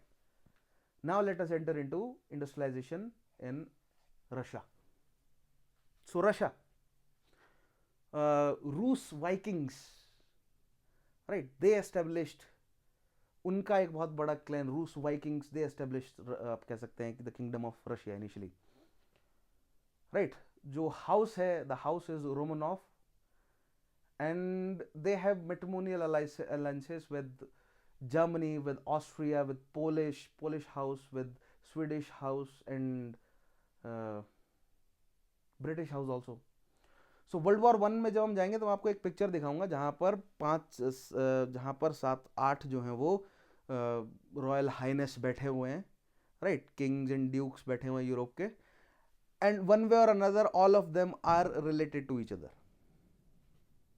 Right. So World War I was essentially a domestic dispute. Now obstacles for Russian industrialization. तो यहां पर भी हम ऑब्स्टेकल से शुरू करेंगे. रशिया के लिए ऑब्स्टेकल्स अलग है, जर्मनी के लिए ऑब्स्टेकल्स अलग हैं, जापान के लिए अलग होंगे, राइट. ब्रिटेन के लिए हम पढ़ते हैं फैक्टर्स लीडिंग, क्योंकि ब्रिटेन ने इस तरह के ऑब्स्टेकल्स को धीरे धीरे रिजॉल्व कर लिया. So they had factors leading to the first phase of industrial revolution, right. So सबसे पहला ऑब्स्टेकल तो यही है कि भैया रशिया एक बहुत बड़ी कंट्री है, अभी भी है एरिया वाइज, राइट. और इतनी बड़ी कंट्री को इंडस्ट्रियलाइज करना, अगर जोग्राफिकली बहुत बहुत फैला हुआ तो उसको मैनेज करना ही पहली बात तो बहुत मुश्किल है, right. Let me show you a map. So this was Germany during the medieval times, 1533 1689 के आसपास, right. This was Russia in 1533, this region, Moscow and around, ठीक है, part of Finland also. Then eventually they captured this region, जो Baltic region जिसे हम कहते हैं, Baltic and Ukraine वाला रीजन, बेलारूस यूक्रेन वाला region, right. Then they eventually captured this Korean and Manchurian region also, part of not Korea but Manchurian region को control में किया, सेंट्रल एशिया को अपने कंट्रोल में लेकर आए. सो एक काफ़ी बड़ा जो है वो रशियन एम्पायर है. लेकिन a lot of this region को ज़्यादा अच्छी रियल एस्टेट नहीं है, बिकॉज ये जो साइबेरिया है ये बहुत ठंडा है, बहुत कोल्ड एरिया, बहुत ही हार्श टेरेन है, राइट. ये जो स्टेपी वाला रीजन है यहाँ पर रिसोर्सेज मौजूद हैं बहुत ज़्यादा. दिस इज़ फॉर प्रोडक्शन के लिए भी बहुत अच्छा है, एग्रीकल्चर के लिए भी बहुत बेहतरीन रीजन है, और नेचुरल रिसोर्सेज भी बहुत हैं यहाँ. लेकिन मैन पावर जो है वो ज़्यादा कहाँ है? मैन पावर है वेस्टर्न साइड, यानी कि ईस्टर्न यूरोपियन वाले रीजन में, यहाँ पर ज़्यादा मैन पावर है. एंड मैन पावर और रिसोर्सेज या कैपिटल जो है वो कहाँ पर मौजूद है? यहाँ. क्यों? बिकॉज ट्रेड करने के लिए यही बाल्टिक सी और नॉर्ड सी यानी नॉर्थ सी से जो है वो जाना पड़ेगा. बिकॉज मैंने आपको टाइम एंड अगेन बताया, ये जो आर्कटिक सर्कल वाली जो कोस्ट लाइन है ये कुछ ज़्यादा यूज़ की नहीं है रशिया के लिए, क्योंकि साल के एक बहुत बड़े समय के लिए जमी रहती है और बहुत ठंडी है, सो नेविगेबल नहीं है. Same is the case of east coast line, right. क्यों? एक तो ये नेविगेबल नहीं है, ठंडी रहती है, प्लस यहाँ पर जापान बैठा हुआ जो कि एक ऑलरेडी बहुत बड़ा कंपटीशन है, राइट. जापान को थोड़ा अलग से नेक्स्ट सेशन में, in the next session will go into the industrialization of Japan and there I will explain Japan की कहानी. So like I was saying, resources तो हैं इस रीजन में, स्टेपी वाले रीजन में, साइबेरियन रीजन में भी हैं रिसोर्सेज, लेकिन ये इतना बड़ा है, इसको मैनेज कैसे करें? आप ढूंढेंगे कैसे रिसोर्सेज? अब तो हमारे पास बहुत मॉडर्न टेक्नोलॉजीज हैं, हम ज़मीन के काफ़ी मीटर्स नीचे तक जाकर जो है वो देख सकते हैं, राइट. लाइडार टेक्नोलॉजी हमारे पास, वी कैन ड्रिल तो कर ही सकते हैं अगर हम लाइडार से नहीं ढूंढ पा रहे रिसोर्सेज को तो, right. But there we have different type of technologies to find resources, भैया कि हमारे पास कहाँ पर क्या है, राइट. लेकिन उस समय इस तरह की टेक्नोलॉजीज नहीं थी, तो रशिया के पास रिसोर्सेज थे, लेकिन अ लॉट ऑफ रिसोर्सेज उन्हें पता नहीं था कि भैया कहाँ कहाँ पर है. वो इवेंचुअली धीरे धीरे उन्हें पता चला, लेकिन जहां उनको ऑलरेडी नॉलेज थी, so that was this region, right. And the eastern European region या जो वेस्टर्न रीजन है रशिया का, यहां पर कंसंट्रेटेड थी उनकी कैपिटल भी, और in and around this region concentrated थे उनके रिसोर्सेज भी, natural resources, right. So Russia is a large country which was a obstacle for them. It had a large reserve of natural resources, आज भी है, बहुत बड़ा रिजर्व है petroleum का, कोल का, वाटर का, राइट. मीठे पानी का, फ्रेश वाटर का एक बहुत बड़ा रिजर्व है रशिया के पास. आप मुझे बताएंगे विच लेक इज दैट? कौन सी काल लेक है वो, right. But excessive cold in Siberian region of Russia created hurdles in industrialization. लेकिन उस रिसोर्सेज को एक्सट्रैक्ट कैसे करेंगे जब वहां ठंडी बहुत होती है साइबेरिया में? और वो ठंड किस वजह से होती है आप मुझे बताएंगे, राइट. ठंड का कारण क्या है? ऐसी कौन सी हवाएं हैं जो इतनी ठंड कर देती हैं वहां पर? खैर नॉर्दर्न हेमिस्फीयर में हायर लेटीट्यूड है, सॉल मतलब ये सारे पॉइंट हैं, लेकिन कुछ ग्लोबल एटमॉस्फेरिक सर्कुलेशन का भी रोल है यहाँ पर, right. Now there was a dearth of private capital for the investment. भैया प्राइवेट कैपिटल मौजूद नहीं है. Private capital during this time, private capital कहाँ से एक्यूमुलेट हो रही थी? जिनके पास वास्ट ट्रेडिंग नेटवर्क था, और रशिया के पास उस तरह का बड़ा ट्रेडिंग नेटवर्क नहीं था. सेम प्रॉब्लम जर्मनी की भी थी. There was a dearth of private capital, but वहां पर वो प्रॉब्लम सॉल्व करी जॉइंट स्टॉक बैंक्स ने, राइट.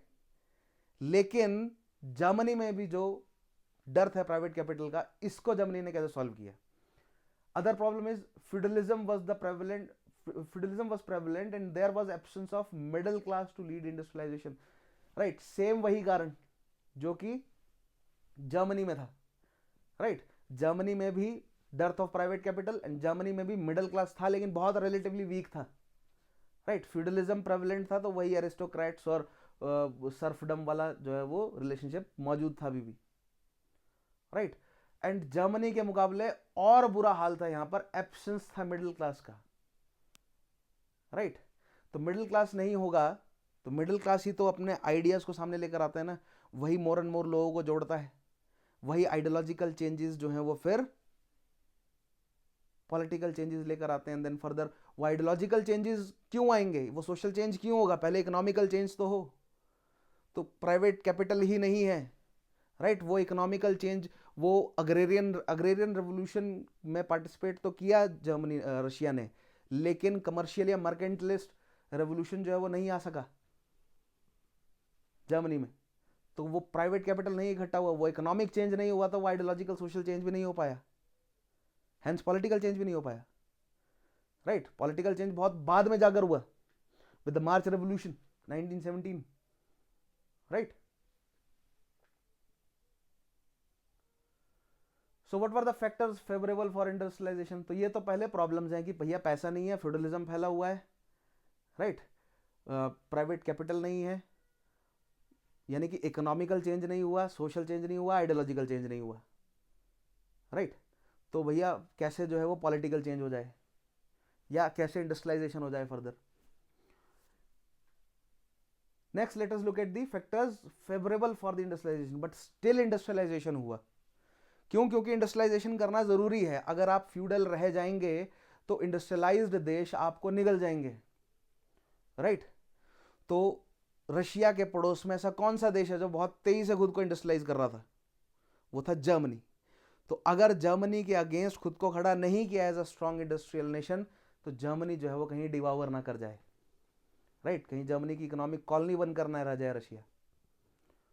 सो रशिया को भी इंडस्ट्रियलाइज करने की जरूरत है, राइट। नेचुरल रिसोर्सेज है, उस लेवल पर कैपिटल नहीं है, एक्यूमुलेटेड नहीं है, कैपिटल बिखरा हुआ है, स्कैटर्ड है, right. Then Russia was endowed with vast natural resources. सबसे पहला जो फैक्टर है रशिया के लिए, जो रशिया के इंडस्ट्रियल रेवोल्यूशन में बहुत बेनिफिशियल रहा, वो ये कि भैया बाहर से रिसोर्सेज लाने की जरूरत नहीं है, अपने पास ही भरपूर resources. And that is why Russia आज भी एक बहुत पावरफुल स्टेट है और रहेगा भी कुछ आगे आगे आगे भी लंबे समय तक रहेगा, जैसा कि नजर आता है पावरफुल स्टेट। कारण क्या है? रशिया के पास खुद के रिसोर्सेज बहुत हैं, right? And not just natural resources in the sense of the presence of petroleum and coal and gas, right? And other minerals and metals and non-metals. केवल इतना ही नहीं, मैन पावर भी बहुत है रशिया के पास, राइट। उस समय भी रशिया के पास मैन पावर बहुत थी। World war 1 and world war 2 में रशिया जो है वो बड़े लेवल पर, या रशिया विनिंग साइड पर क्यों आ सका, या कई बैटल्स जो है वो रशिया ने क्यों जीती? By throwing bodies at their enemies. There was once a time कि भैया एक सैनिक जो है वो आगे जो चल रहा है उसके पास बंदूक है, उसके पीछे जो सैनिक आ रहा है उसके पास बंदूक नहीं है, बगैर बंदूक के दौड़ा दिया, चार्ज कर दिया इन्फेंट्री ने, राइट। अगर आगे वाला सैनिक मरा, उसकी जो बंदूक गिरेगी, पीछे वाला सैनिक वो बंदूक उठा के वो दौड़ेगा। सो इंडस्ट्रियलाइजेशन उस लेवल पर नहीं है, लेकिन पॉपुलेशन इतनी ज्यादा है, राइट, मैन पावर इतना ज्यादा है कि वो कंपनसेट कर सक किया उन्होंने टाइम एंड अगेन जर्मन्स के against, right. So they had vast natural resources. Then Russian government was supporting industrial revolution. Now, अब अगर कैपिटल नहीं है, वास्ट नेचुरल रिसोर्सेज हैं, राइट, मिडिल क्लास की एब्सेंस है, बैंकिंग सिस्टम जो है वो डेवलप नहीं हो सकता, तो भैया कैसे आप पूल करेंगे रिसोर्सेज को? इंडस्ट्रियलाइजेशन कैसे करेंगे? एंड अगर यहां पर अगेन फ्यूडल सिस्टम है, राइट, मोनार्की जो है वो स्ट्रांग है, तो गवर्नमेंट को ही इंटरवीन करना पड़ेगा। सो ब्रिटेन के केस में इंडस्ट्रियलाइजेशन में गवर्नमेंट इंटरवेंशन नहीं था, जर्मनी के केस में रिलेटिवली कम था, लेकिन रशिया के केस में गवर्नमेंट को प्रोएक्टिवली सामने आना पड़ा इंडस्ट्रियलाइजेशन करने के लिए, राइट। जिसमें पीटर द ग्रेट का आप नाम जो है वो कोट कर सकते हैं, initiated the process of industrialisation in Russia in 18th century, right. लेकिन उसके अटेम्प्ट जो है वो, because of the absence of structural infrastructure, his attempts were failure रहे उसके अटेम्प्ट। क्यों? क्योंकि वो इंपॉर्टेंट इंफ्रास्ट्रक्चर जो है वो, अब इंफ्रास्ट्रक्चर क्या है इंफ्रास्ट्रक्चर? भैया उसके पास इंडस्ट्रीज नहीं है, बेसिक और हैवी इंडस्ट्री का इंफ्रास्ट्रक्चर नहीं है उसके पास, क्या कैसे कर लेगा वो इंडस्ट्रियलाइजेशन? जर्मनी से मांगेगा वो कोल और आयरन, जर्मनी कहेगा तुम्हारे पास है तो निकालो तुम। जर्मनी से मांगेगा टेक्नोलॉजी, भैया अपने हमें जो है वो साइंटिस्ट वगैरह दे दो, वो सर्वे वगैरह करे और हम टेक्नोलॉजी, हम अपने जो है वो रिसोर्स बनाए। तो जर्मनी ऐसा क्यों करेगा बड़े लेवल पर? जर्मनी कहेगा तो हमारा खरीदो सामान, राइट।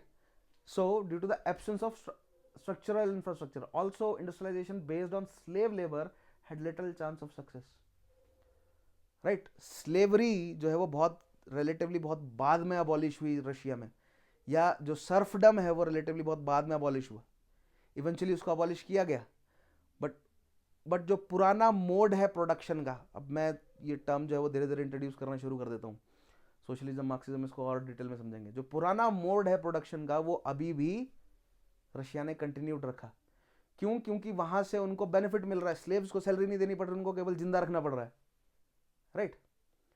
क्योंकि मिडिल क्लास है नहीं कि भैया पॉलिटिकल पावर पाने की चाह में जो है वो ऐसी मतलब रिलेटिवली लिबरल जो है वो पॉलिसीज को लेकर आने के लिए गवर्नमेंट पर प्रेशर डाले। तो गवर्नमेंट जो चाह रही है जैसा कर रही है, तो स्लेव जो है वो सबसे सस्ता लेबर है, तो स्लेव से ही लेबर करवाओ, राइट? लेकिन वो बहुत महंगा पड़ा जर्मनी रशिया को इवेंचुअली। क्यों? क्योंकि जब मिडिल क्लास नहीं थी बीच में रेवोल्यूशन लाने के लिए या डिजायर्ड चेंजेस या मॉडर्न चेंजेस को लाने के लिए, तो वो चेंजेस जो है वो बोल्शेविक्स लेकर आए, एक ब्लडी रेवोल्यूशन हुआ, right? But in spite of hurdles mentioned above, Russia could move in the direction of industrialization during the time of Tsar Alexander II. So jar जो है वो क्या है, बेसिकली पॉलिटिकल जो हेड है, राइट? उसके लिए जर्मनी में जार टर्म यूज होती है। सो जर्मनी में जार, सॉरी रशिया में जार और जर्मनी में कायसर, राइट? ये कायसर और जार जो है वो एक ही चीज है, ये निकला है कहां से? जिसे हम सीजर पढ़ते हैं। सीजर नहीं होता एक्चुअली, इट इज कायसर, राइट? सी नहीं के से इसको प्रोनाउंस किया जाता है। सो कायसर, कायसर, सो जार, सो ये वही पुराना रोमन टेक्नोलॉजी जो है वो कंटिन्यूड है। तो जार अलेक्जेंडर सेकेंड के टाइम पर जो है वो हमें फिर that was all after 1860s हमें धीरे धीरे इंडस्ट्रियलाइजेशन यानी कि सेकेंड फेज में रशिया में इंडस्ट्रियलाइजेशन होता हुआ नजर आया, राइट? सो 1861 ही abolished serfdom in Russia. So labours को फ्री कर दिया। Now labours are not, now the serfs are no more serfs, now they are labor, they can sell their labor, they can leave the land of their lords, right? वो manners को छोड़कर अब move कर सकते हैं, they can move to other cities।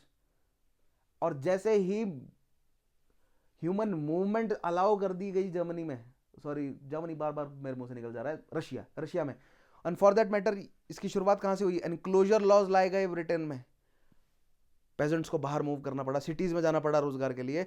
Cities में रोजगार, समझ रहे हैं, पॉजिटिव फीडबैक है, लेबर भी आया, इधर से कैपिटल आया, उधर से कोल एंड आयरन इंडस्ट्री में डेवलप हुआ, मशीन बनी, मशीनें आई और इंडस्ट्री सेट हो गई, राइट? ब्रिटेन में ऐसा हुआ। Same is the case of Russia, right? Serfdom हटा दिया गया, राइट? लेबर जो है वो आजाद हो गया नाउ टू मूव। अब लेबर जो है वो मैनर में नहीं बंधा हुआ, अगर काम करना चाहते तो करे, नहीं तो बेटर रोजगार की तलाश में वो शहरों की तरफ आ रहे हैं। अब शहर में क्या चाहिए भैया? रिसोर्सेस, कैपिटल चाहिए, नेचुरल रिसोर्सेस चाहिए, टेक्नोलॉजी चाहिए, लेबर आ गया, इंडस्ट्री सेट हो गई, राइट? तो लेबर तो फ्री हो गया 1861 में। So this which helped industrialization as freed serfs could offer their services to the capitalist. Next point पढ़िएगा। In fact, Russian finance minister Sergei Witte encouraged the process of industrialization, and model of Russian industrialization was inspired by Russian economist Gershon Kron। So जो Gershon Kron का जो model है, उसने कहा कि भैया जो जर्मनी में हुआ, जो ब्रिटेन में हुआ, खासतौर पे जो ब्रिटेन में हुआ, उसे हम कॉपी नहीं कर सकते। कारण मैंने आपको बताया, ऑलरेडी वेल एक्सप्लोर्ड जो है वो मार्केट है, ठीक है, प्रोडक्शन का भी बेचने का भी। तो जैसा बाकी कंट्रीज ने किया वैसा नहीं कर सकते हम, हमें अपना खुद का एक मॉडल जो है वो डेवलप करना पड़ेगा। प्रॉब्लम क्या है हमारे पास नेचुरल रिसोर्सेज हैं लेकिन कैपिटल नहीं है। सबसे बड़ी प्रॉब्लम हमारे पास कैपिटल नहीं है एक्सट्रैक्ट करने के लिए, राइट? तो हम सबसे पहले तो कैपिटल कहाँ से लेकर आए, वो हमें एक अपना यूनिक मॉडल बनाना पड़ेगा। हमारे पास उस तरह का जो है वो लोगों के जेब में खुद का पैसा नहीं है कि भैया जॉइंट स्टॉक बैंक्स जो है वो बन जाए, या उस तरह की ऑलरेडी एग्जिस्टिंग मिडिल क्लास नहीं है जो कि जर्मनी में या जर्मनी के आसपास वाले रीजन में कॉन्टिनेंटल यूरोप में थी, फ्रांस में, बेल्जियम में, लग्जमबर्ग में, जर्मनी, स्विस, ऑस्ट्रिया वगैरह, यहाँ पर बहुत लोगों के पास पैसा था। उस तरह का पैसा नहीं है कि जॉइंट स्टॉक बैंक्स बन जाए, राइट? या देयर इज अनदर थ्योरी कि बनाना नहीं चाहते वो, ताकि I am not taking any names, लेकिन एक सेक्शन ऑफ सोसाइटी के हाथ में जो है वो पैसा इकट्ठा हो जाता है, मोनोपोलीज बन जाती हैं, जो कि जर्मनी वाले रीजन में हुआ। एक सेक्शन ऑफ सोसाइटी के हाथ में जो है वो पैसा कंसंट्रेट हो गया, तो ऐसा जो है वो रशिया नहीं करना चाहती। तो क्या किया जाए कि भैया पैसा आए, राइट, एंड फिर उस पैसे को हम अपने अकॉर्डिंग इन्वेस्ट करेंगे जिस तरह की इंडस्ट्रीज एस्टेब्लिश करना चाहते हैं, राइट। सो जो हमारा कंफर्ट जोन है, रिसोर्सेज हैं, तो बेसिक हैवी इंडस्ट्री में लगाओ, राइट। जो स्मॉल स्केल इंडस्ट्रीज जो हैं वो उनमें पैसा लगाने का फायदा नहीं है। इसीलिए आज तक भी आप रशिया की ऑटोमोबाइल्स पूरी दुनिया में पॉपुलर नहीं है, परहैप्स लाडा, राइट, वो भी एक जोक के रूप में। लेकिन रशियन हैवी इंडस्ट्री का जो है वो बेसिक इंडस्ट्री का पूरी दुनिया में नाम है। रशियन कोल, पेट्रोलियम, नेचुरल गैस, राइट, कुछ हद तक रशियन वेपन्स भी। So basic and heavy industries पर जो है वो ज्यादा फोकस किया जाए। जर्मनी ने basic and heavy industries as well as consumer goods पर भी ज्यादा फोकस किया, राइट। लेकिन उसमें भी आउट ऑफ दैट ज्यादा फोकस जो है बेसिक हैवी इंडस्ट्री पर था।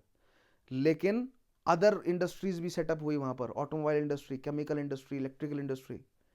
और ब्रिटेन ने ज्यादा फोकस किया लाइट इंडस्ट्रीज पर। तो रशिया ने दिस रशियन इकोनॉमिस्ट का जो ग्रेशिन-क्रॉन का जो मॉडल है, the Gerschenkron model, according to this model, those countries which joined industrialization late need not to follow the path of the first industrialized nations, rather they should follow their own path. तो हमें उसी तरह light industries में नहीं उतर जाना है, because that is not, वो हमारे लिए बेनिफिशियल नहीं रहेगा। हमें अपने स्ट्रेंथ पर प्ले करना है, और अपनी स्ट्रेंथ क्या है? अपनी स्ट्रेंथ है natural resources, right. So basic and heavy industry जो है वो डेवलप की जाए। Further these countries where some essential ingredients of industrialization were missing can go ahead with industrialization with the government support. Now, like capital present नहीं था, middle class की absence थी, capital जो है वो बहुत कम था, तो भैया कौन सपोर्ट करेगा? गवर्नमेंट जो है वो इंडस्ट्रियलाइजेशन कर दे यहाँ पर। सो दिस कैन बी एक, आप मान सकते हैं कि क्यों कम्युनिज्म एंड सोशलिज्म की तरफ जो है वो रशिया का झुकाव 20वीं सेंचुरी में रहा एंड प्रेजेंट तक भी है, या गवर्नमेंट का कंट्रोल जो है वो ज़्यादा क्यों है वहाँ पर? क्यों? क्योंकि गवर्नमेंट ने इनिशियली जो है वो इंडस्ट्रियलाइजेशन करके दिया, मिडिल क्लास की एब्सेंस थी, राइट। और जहाँ पर मिडिल क्लास जो है वो स्ट्रांग रहे हैं जिन देशों में, यानी कि वेस्टर्न यूरोपियन कंट्रीज में, वहाँ पर गवर्नमेंट का इन्वॉल्वमेंट कम से कम करने की कोशिश करते हैं। वो चाहते हैं भैया मार्केट को ज़्यादा से ज़्यादा फ्री रखा जाए, राइट। वेयर रशिया में जहाँ पर गवर्नमेंट इंडस्ट्रियलाइजेशन करके दिया, वहाँ पर गवर्नमेंट का कंट्रोल जो है वो आज तक इंडस्ट्रीज पर मौजूद है, right. So in Russian industrialization the state played a significant role, right. Russia में इंडस्ट्रियलाइजेशन के पीछे गवर्नमेंट का बहुत बड़ा रोल था। इस ट्रेंड को कम कर दोगे, थोड़ा रिलेटिवली कम रोल है जर्मनी में, और बहुत कम रोल है ब्रिटेन में। ब्रिटेन में रिफॉर्म करने का काम किया वहां पर, राइट। जर्मनी में यूनिफाई करके दिया, लेकिन रशिया ऑलरेडी एक बड़ा स्टेट था, राइट। वहां पर गवर्नमेंट ने कैपिटल इकट्ठा करके दिया, इकट्ठा किया capital, right. It tried to compensate the death of individual और private capital by playing the role of investor. So it is the government जिन्होंने इन्वेस्टमेंट्स जो है वो रशिया के केस में दी। ब्रिटेन के केस में प्राइवेट कैपिटल मौजूद था, सो बैंक्स एस्टेब्लिश हुए, लोगों का अपना प्राइवेट कैपिटल भी था, सो लोगों ने खुद का पैसा लगाकर भी इंडस्ट्री सेट करी। जर्मनी के केस में प्राइवेट कैपिटल जो है वो नहीं था, मिडिल क्लास मौजूद थी, लेकिन उतने बड़े लेवल पर प्राइवेट कैपिटल नहीं था, तो लोगों ने अपना पैसा पूल किया, बैंक्स में डाला, बैंक जॉइंट स्टॉक बैंक्स ने जो है वो इन्वेस्टमेंट्स प्रोवाइड करी।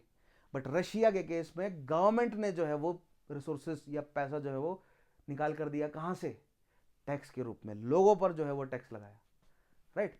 For this purpose it adopted 2 prompt strategies. पहला, tax the peasants of Russia, it taxed the peasants of Russia heavily, and secondly it took external loans. Russia के पास population बहुत ज़्यादा है, राइट। सर्फडम हटा दिया, लोगों को फ्री कर दिया, अब जो पैसा है थोड़ा पेजेंट्स के पास रिलेटिवली पहले से ज़्यादा पैसा आने लगा, राइट। तो अब उस पर टैक्स बढ़ा दिया, तो इफेक्टिवली वही उतना ही कमा रहे हैं, उससे भी कम कमा रहे हैं जितना वो सर्फ रहते हुए कमा रहे थे, लेकिन अब उनके पास एटलीस्ट मोबिलिटी है, मूव कर सकते हैं वो। तो टैक्स बढ़ा दिया लोगों से, पैसा आ गया लोगों का, ठीक है। जॉइंट स्टॉक में भी तो यही हो रहा है ना, कि लोगों का ही पैसा जो है वो इकट्ठा हो रहा है, सेविंग्स है, राइट। लेकिन वहां पर लोग जो है वो अपनी सेविंग निकाल सकते हैं। यहाँ पर रशिया के केस में टैक्स में देना पड़ रहा है सरकार को, पहला तो टैक्स, और दूसरा लोन लिया जाए। लोन कहाँ से ले रहे हैं भैया? जर्मनी से और ब्रिटेन से। दो बड़े देश जर्मनी और ब्रिटेन से जो है वो लोन उठाए जा रहे हैं। So took external loan. Consequently, it became the most indebted nation of the world by the beginning of 20th century. So 20th century के शुरू होते तक यानी 1900s तक आते आते बहुत बड़े लेवल पर डेट में था ब्रिटेन और जर्मनी के रशिया। स्पेशली ब्रिटेन के बहुत बड़े लेवल पर डेट में था। That is one of the reason कि भैया why Russia while being very good friends with Germany sided with Britain, right. Then what were the features of Russian industrialization? So पहले obstacles and then भैया what were the factors जिससे industrialization हुआ and now what are the features? सबसे पहला तो the emphasis over the basic and heavy industry playing to our strength. And what was the strength of Russia? It was natural resources. So basic और heavy industry को develop किया जाए. Second, the concentration of most of the industries in some specific areas. What are those specific areas? तो मैंने आपको बताया ही, eastern part of Europe, right, यानी कि दिस रीजन, और वेस्टर्न रशिया और ईस्टर्न यूरोप। यहाँ पर नेचुरल रिसोर्सेज भी हैं, यहाँ पर कैपिटल भी है, लोग भी यहाँ पर ज़्यादा रह रहे हैं, क्योंकि इससे आगे आप साइबेरियन रीजन में चले जाएंगे या जैसे आप उराल माउंटेन्स को पार करते हैं तो बहुत ठंडा है वहाँ पर, लोग वहाँ पर रह रहे हैं लेकिन बहुत स्कैटर्ड है पॉपुलेशन। मैक्सिमम रशियन पॉपुलेशन जो है वो कंसंट्रेटेड है इन दिस रीजन, राइट। तो जहां लोग ज्यादा हैं वहां पर लेबर भी ज्यादा मिल जाएगा। एंड ऐसा नहीं है कि बहुत दूर से नेचुरल रिसोर्सेज लाने पड़ रहे हैं, उराल माउंटेन्स के आसपास यहाँ पर नेचुरल रिसोर्सेज भी बहुत हैं अवेलेबल, राइट। तो अगर हम रेलवेज को एस्टेब्लिश कर लेते हैं तो वो तो साइबेरियन रीजन से भी, फार ऑफ रीजन से भी जो है वो रिसोर्सेज आ जाएंगे, लेकिन इंडस्ट्री सेट करने का फायदा कहाँ पर है? In this reason. क्यों? क्योंकि यहाँ से फिर आपकी बेसिक और हैवी इंडस्ट्री को आप एक्सपोर्ट भी कर सकते हैं, खुद भी यूज कर सकते हैं और अदर यूरोपियन कंट्रीज को एक्सपोर्ट भी कर सकते हैं, राइट।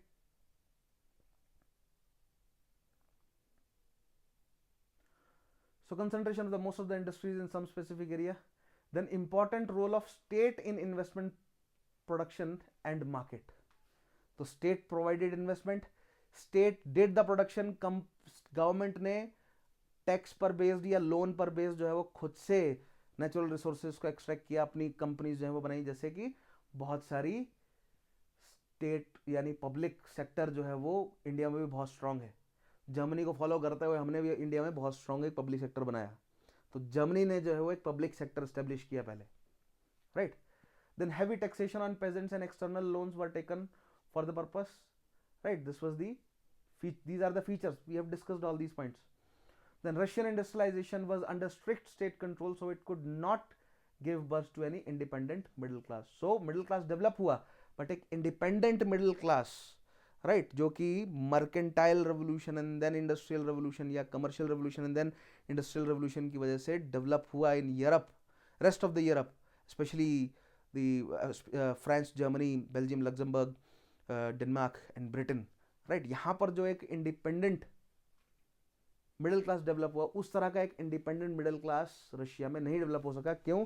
क्योंकि कर कौन रहा है सारा काम? ये स्टेट कर रहा है, राइट। सो मिडिल क्लास डेवलप हो रहा है लेकिन इंडिपेंडेंट नहीं है, स्टेट के द्वारा बनाया गया है, राइट। तो वो स्टेट के प्रति क्या है, वो उनको लॉयल रहना पड़ रहा है, अदरवाइज स्टेट हैज मतलब बहुत स्ट्रिक्ट एक्शंस उनके अगेंस्ट लिए हैं, and not just under the monarchy, right. जब यूएसएसआर एस्टेब्लिश हुआ तब भी बहुत बुरा हाल था, आगे समझाऊंगा डिटेल में। Then the coming of the railroad it quickened the base of industrial development, and coal mining and iron industry developed, centering around the construction of the railroad, right. Now जो दूर दराज एरिया में mines मौजूद हैं वहां से resources को transport करके लाया जा सकता है टुवर्ड्स दी वेस्टर्न रशिया और ईस्टर्न यूरोप, राइट। और उधर बेसिक और हैवी इंडस्ट्रीज और हैवी इंडस्ट्री स्पेशली एस्टेब्लिश कर सकते हैं। Now in whole process of industrialization foreign loan worked as a simulator. अब बहुत ज़्यादा पैसा जो है वो टैक्स से आप नहीं इकट्ठा कर सकेंगे, रिलेटिवली फॉरेन लोन जो है वो बहुत लिए रशिया ने, और ये एक बहुत बड़ी प्रॉब्लम बनी, फॉरेन लोन्स लेना। आगे समझाऊंगा ये फॉरेन लोन्स जो है वो रशिया को वर्ल्ड वॉर्स के दौरान किस तरह के डिलेमा में जो है वो डाल देते हैं, और उनकी पेमेंट्स करने के लिए रशिया को क्या क्या करना पड़ा, right. Now the following period of Russian industrialization was something between 1890 से 1913, एंड देन वर्ल्ड वॉर हुआ और वो जितना भी कमाया था वो सब खर्च हो गया, उल्टा डेट में चले गए और फर्दर।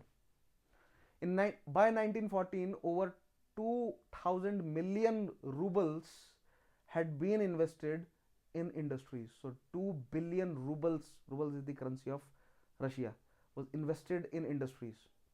And majority और एक बड़ा चंक जो है वो इसका फॉरेन लोन्स थे, राइट। सो आप समझ पा रहे हैं कि बहुत बड़े लेवल पर ड्यूरिंग दैट टाइम ही बहुत बड़े लेवल पर जो है वो डेट में फंस गया था Russia, right. So this period also witnessed a tremendous growth in heavy capital goods industries, including iron and steel. So heavy and basic industry, iron, steel, coal, petroleum, gas, right? ये 5 जो है वो बहुत बड़े लेवल पर develop करती हैं Germany में, और इन 5 को डेवलप करने में जो है वो पैसा लगाया फॉरेन बैंक्स ने। क्यों? क्योंकि जर्मनी के पास है, राइनलैंड है, राइट, लेकिन अपने रिसोर्सेज को कितना ज़्यादा एक्सप्लॉइट करेंगे आप। तो जर्मन बैंक्स ने, या वहां पर मोनोपोलीज उनकी क्रिएटेड है, रशिया को लोन दिया, पेमेंट में जो है वो रशिया से रिसोर्सेज ले रहे हैं, राइट। ये एक बहुत बड़ी प्रॉब्लम रही है रशिया के लिए कि भैया पेमेंट में रिसोर्सेज ले लिए गए हमारे, ठीक है। तो आगे समझाऊंगा कि भैया रशिया को क्यों नेटो में क्यों नहीं ऐड कर रहे। जो होल ये यूक्रेन वाला कॉन्फ्लिक्ट है कि यूक्रेन बहुत इंपॉर्टेंट रीजन रहा रशिया का, जिसमें रिसोर्सेज बहुत सारे, right. Then what was the impact of Russian industrial revolution, yeah, industrialization in Russia? Obviously, industrialization in Russia had its long-term repercussions on Russian policy. If we observe minutely, we find that in one sense, the seeds of Bolshevik revolution in Russia lay in the specific nature of Russian industrialization in the following ways, right? जो Bolshevik revolution हुआ यानी कि communism के spread के पीछे industrialisation का बड़ा role है। मैंने आपको बताया ना, स्टेट ने करके दिया, और कम्युनिज्म में क्या होता है, स्टेटलेस सोसाइटी बनाने की कोशिश की जाती है, स्टिल स्टेट जो है वो सब कुछ कंट्रोल कर रहा होता है। तो स्टेट ने इंडस्ट्रियलाइजेशन करके दिया, स्टेट का ही बड़ा कंट्रोल रहेगा। कम्युनिस्ट एंड सोशलिस्ट के लिए ये ऑलरेडी चला आ रहा सिस्टम जो है वो बहुत बेनिफिशियल रहा। Just they replace the monarchy and establish their own government, right.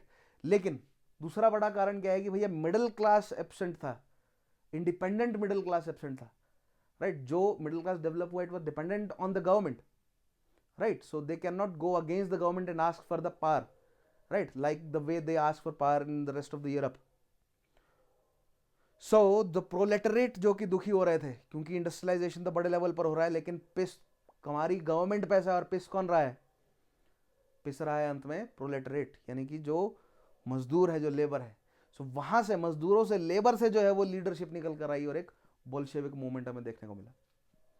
So firstly it was brought strictly under the state control, so it could not give birth to a sturdy middle class, which very like its role in French Revolution could have established the hegemony of the middle class, but in Russia absence of powerful middle class ensures the success of Bolshevik party. So since middle class मौजूद नहीं था, तो lower class, the working class, they rose to power, right? जो काम middle class को करना चाहिए था उनका रिप्रेजेंटेटिव बनके, वो काम जो है वो वर्किंग क्लास को खुद से करना पड़ा। तो एक बोल्शेविक रेवोल्यूशन जो है वो हमें देखने को मिला। Although will go into this detail 1917 तक हम जब पहुंचेंगे तो वहां पर हम इसे फर्दर डिटेल में समझेंगे, right. Next is secondly specific emphasis on heavy industry at the cost of consumer goods industry resulted into scarcity of essential goods. अब स्टेट पूरा पैसा जो है वो पंप कर रहा है किसमें, हैवी इंडस्ट्री बनाने में। हैवी इंडस्ट्रीज, कोल, आयरन, स्टील, राइट, मिनरल्स को एक्सट्रैक्ट करने में, और जितनी भी बेसिक और हैवी इंडस्ट्रीज है उसमें स्टेट जो है वो सारा पैसा पंप कर दे रहा है, ज़्यादातर पैसा पंप कर रहा है। तो भैया जो बाकी के प्रोडक्ट्स हैं, कंज्यूमर गुड्स हैं, वो तो अब इंपोर्ट करने ही पड़ेंगे आपको। इसीलिए आप देखेंगे आज तक आपको इम्पैक्ट देखने को मिलता है इस चीज़ का कि क्या आपके घर में कोई रशियन प्रोडक्ट है, कोई भी रशियन प्रोडक्ट, लाइक फ़ोन से लेकर लैपटॉप, मोबाइल, टीवी, इलेक्ट्रॉनिक्स का जितना भी सामान है, या हार्डवेयर का और भी जो भी आपके पास सामान है आसपास, या जितना भी कंज्यूमर गुड है आपके घर में, इनमें से कोई भी मेड इन रशिया है? हो सकता है बहुत कम हो, मेरे फादर के पास है, या मतलब हमारे पुराने घर में पड़ा हुआ है एक बाइनोकुलर है, उस पर लिखा हुआ it is made in USSR, right. So perhaps in that time before 1990 जो है वो मेरे फादर साहब ने कहीं मार्केट में खरीदा होगा, उस पर लिखा हुआ made in USSR. Made in Russia product तो मैंने अपने आसपास देखा ही नहीं, लेकिन स्टिल हम रशियन, आपके घर तक ये सभी सामान पहुंच रहा है रशियन तेल के जरिए, राइट।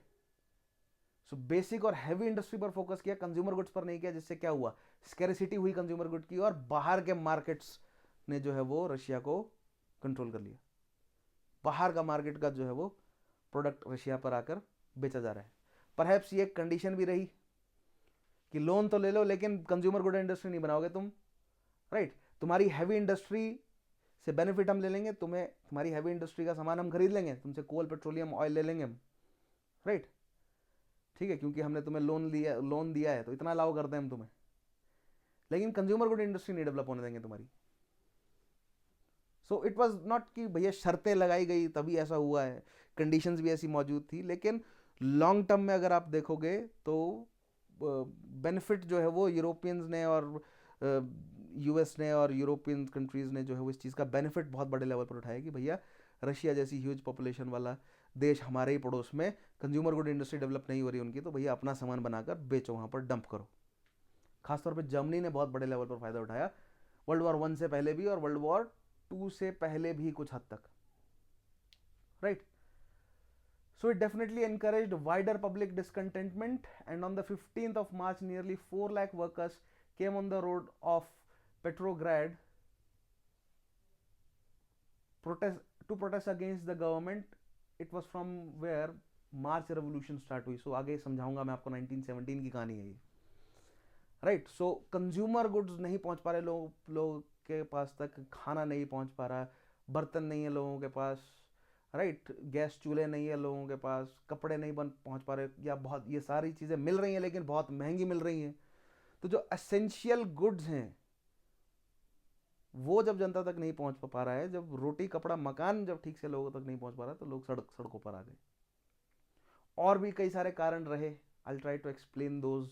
जब वर्ल्ड वॉर 1 पढ़ेंगे तो हम थोड़ा सा, मैं आपको जर्मनी के अंदर की पॉलिटिक्स भी थोड़ी सी समझाऊंगा, थोड़ी सी रशिया के अंदर की politics, who were behind these Bolsheviks को पैसा जो है वो किसने दिया, किसने मोटिवेट किया, will try to understand all those छोटी छोटी निट ग्रिटीज भी, बट वो एग्जामिनेशन में लिखने के काम नहीं आती 2000, उनको आप थ्योरीज या कॉन्स्पिरेसी थ्योरीज बोल सकते हो। So still I will try to explain some of those, but as far as our syllabus is concerned, these are the most important points that you need to remember, right, for industrialization in Russia.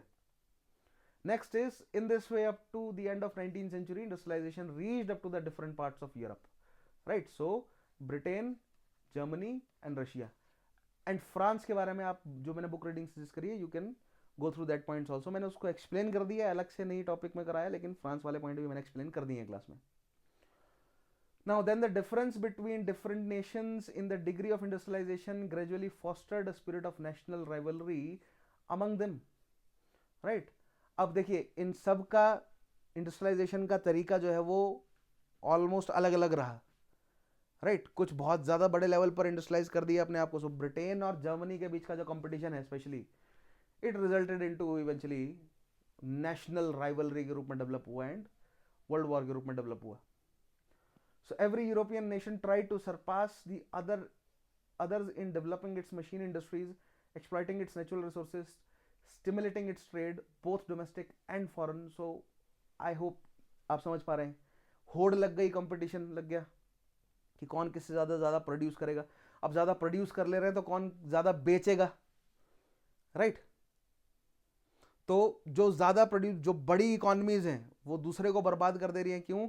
क्योंकि अगर वो अपना सामान relatively अच्छी quality का cheaper बेचेंगे आसपास की इकोनॉमीज से, राइट, तो उनको प्रोड्यूस ही नहीं करने देंगे। तो क्या कंपटीशन है कि भैया आसपास के पड़ोस के देशों को प्रोड्यूस मत करने दो। ये खासतौर पे वर्ल्ड वॉर 1 और वर्ल्ड वॉर 2 में समझाऊंगा ये कहानी को, कि आसपास के अपने देशों को प्रोड्यूस ही मत करने दो। अगर वो प्रोड्यूस ही नहीं करेंगे तो हमारे कंज्यूमर बनकर रहेंगे, right. And not just that, जो दूसरों के एम्पायर्स हैं उनको अब एम्पायर लेवल पर भी जो है झगड़े शुरू हुए, आल्दो काफ़ी कंसोलिडेटेड थे, लेकिन स्टिल जो है वो डिफरेंस तो था ही रिसोर्सेज में, और वो जो डिफरेंस है वो बहुत ल्यूक्रेटिव लग रहा था इमर्जिंग पावर्स को। जर्मनी की बात कर रहा हूं मैं, right. Now economic nationalism, the nationalism based on economy, right. ये जो नेशनलिज्म को यूज करना फॉर वॉरफेयर कहानी नेपोलियन ने शुरू करी थी, right. That was ideological nationalism, आप मान सकते हैं कि ideologically we are superior, right. But up to the end of the 19th century and start of the 20th century, अब इकोनॉमी लेवल पर आ गया था कि इकोनॉमिकली हम सुपीरियर हैं, right. We are German nation, we are economically superior, और Britishers are economically superior. So to protect our that economical superiority, we need to fight with each other, right? Became the order of the day, and it created the situation of intense rivalry among nations for owning more and more colonies. On the other hand, colonies also underwent a phase of forced change so that they could fulfill the requirement of the industrial capitalism in Europe, right? So perhaps in the next session I'll show you some maps of the expansion of colonies during this period of, especially after 1850s, right? कि Britain का क्या expansion है, France का क्या expansion है, Italy का expansion, Germany का expansion, the scramble, the whole scramble for Africa, Africa को किस तरह उन्होंने बांटा आपस में, right. India, and also will try to understand the pressures they put on their own colonies, establish colonies, how they changed their nature, how they turned them into consumers. Like I have explained this in the previous sessions also, that there was a time when Britishers started conquering India, India used to contribute around 23% of the global GDP, right? And by the time it was 1947 when Britishers leave India, जब उन्होंने India छोड़कर गए, the GDP, the contribution of India GDP wise, the whole global GDP wise, it was only 4%. So there was a time पूरी global GDP का 23% India दे रहा था, यानी कि इतने बड़े लेवल पर इंडिया इंडस्ट्रियलाइज था, इतना ज़्यादा प्रोडक्शन था इंडिया का, और 1947 तक आते आते केवल 4% रह गया। यानी ये 19 पॉइंट्स जो ब्रिटेन ने शिफ्ट किए अपने पास, यानी ब्रिटेन जो बड़े लेवल पर इंडस्ट्रियलाइज हुआ, तो वो खरीद कौन रहा है प्रोडक्ट उनका? तो कॉलोनीज। तो कॉलोनीज जो है वो रॉ मटेरियल पंप करने की और प्रोड्यूस गुड्स को खरीदने की जो है वो एक मतलब अपॉर्चुनिटी बन गई इन यूरोपियन इंडस्ट्रियलाइज्ड नेशंस के लिए, स्टेट्स के लिए, right. So these are the impacts of, और these are the conclusive remarks आप मान सकते हैं for the second phase of industrial revolution. Next is industrialisation in Japan, we shall understand this in the next session. अगली class में industrialisation of Japan और industrialisation of US हम समझेंगे, alright. So that is all for today. Make sure कि आप, अभी तक हमने ब्रिटेन को देखा है, जर्मनी को देखा है, रशिया को देखा है। जो बुक रीडिंग मैंने आपको सजेस्ट करी है, आप वहां पर फ्रांस को भी पढ़ लेंगे, right. So you will be able to understand all of these, and on the basis of this I'll provide you few questions, you will have to write answer for them. 5 questions, 5 questions लिखने के लिए दूंगा, make sure कि आप उनके answers लिखकर मुझे जरूर भेजें, alright. So that is all for today, thank you for watching. Make sure कि प्रीवियस सेशंस आप अटेंड जरूर करें और अगले सेशंस जरूर देखें। मिलेंगे नेक्स्ट क्लास में, तब तक के लिए अपना ध्यान रखिए, take care, have a nice day.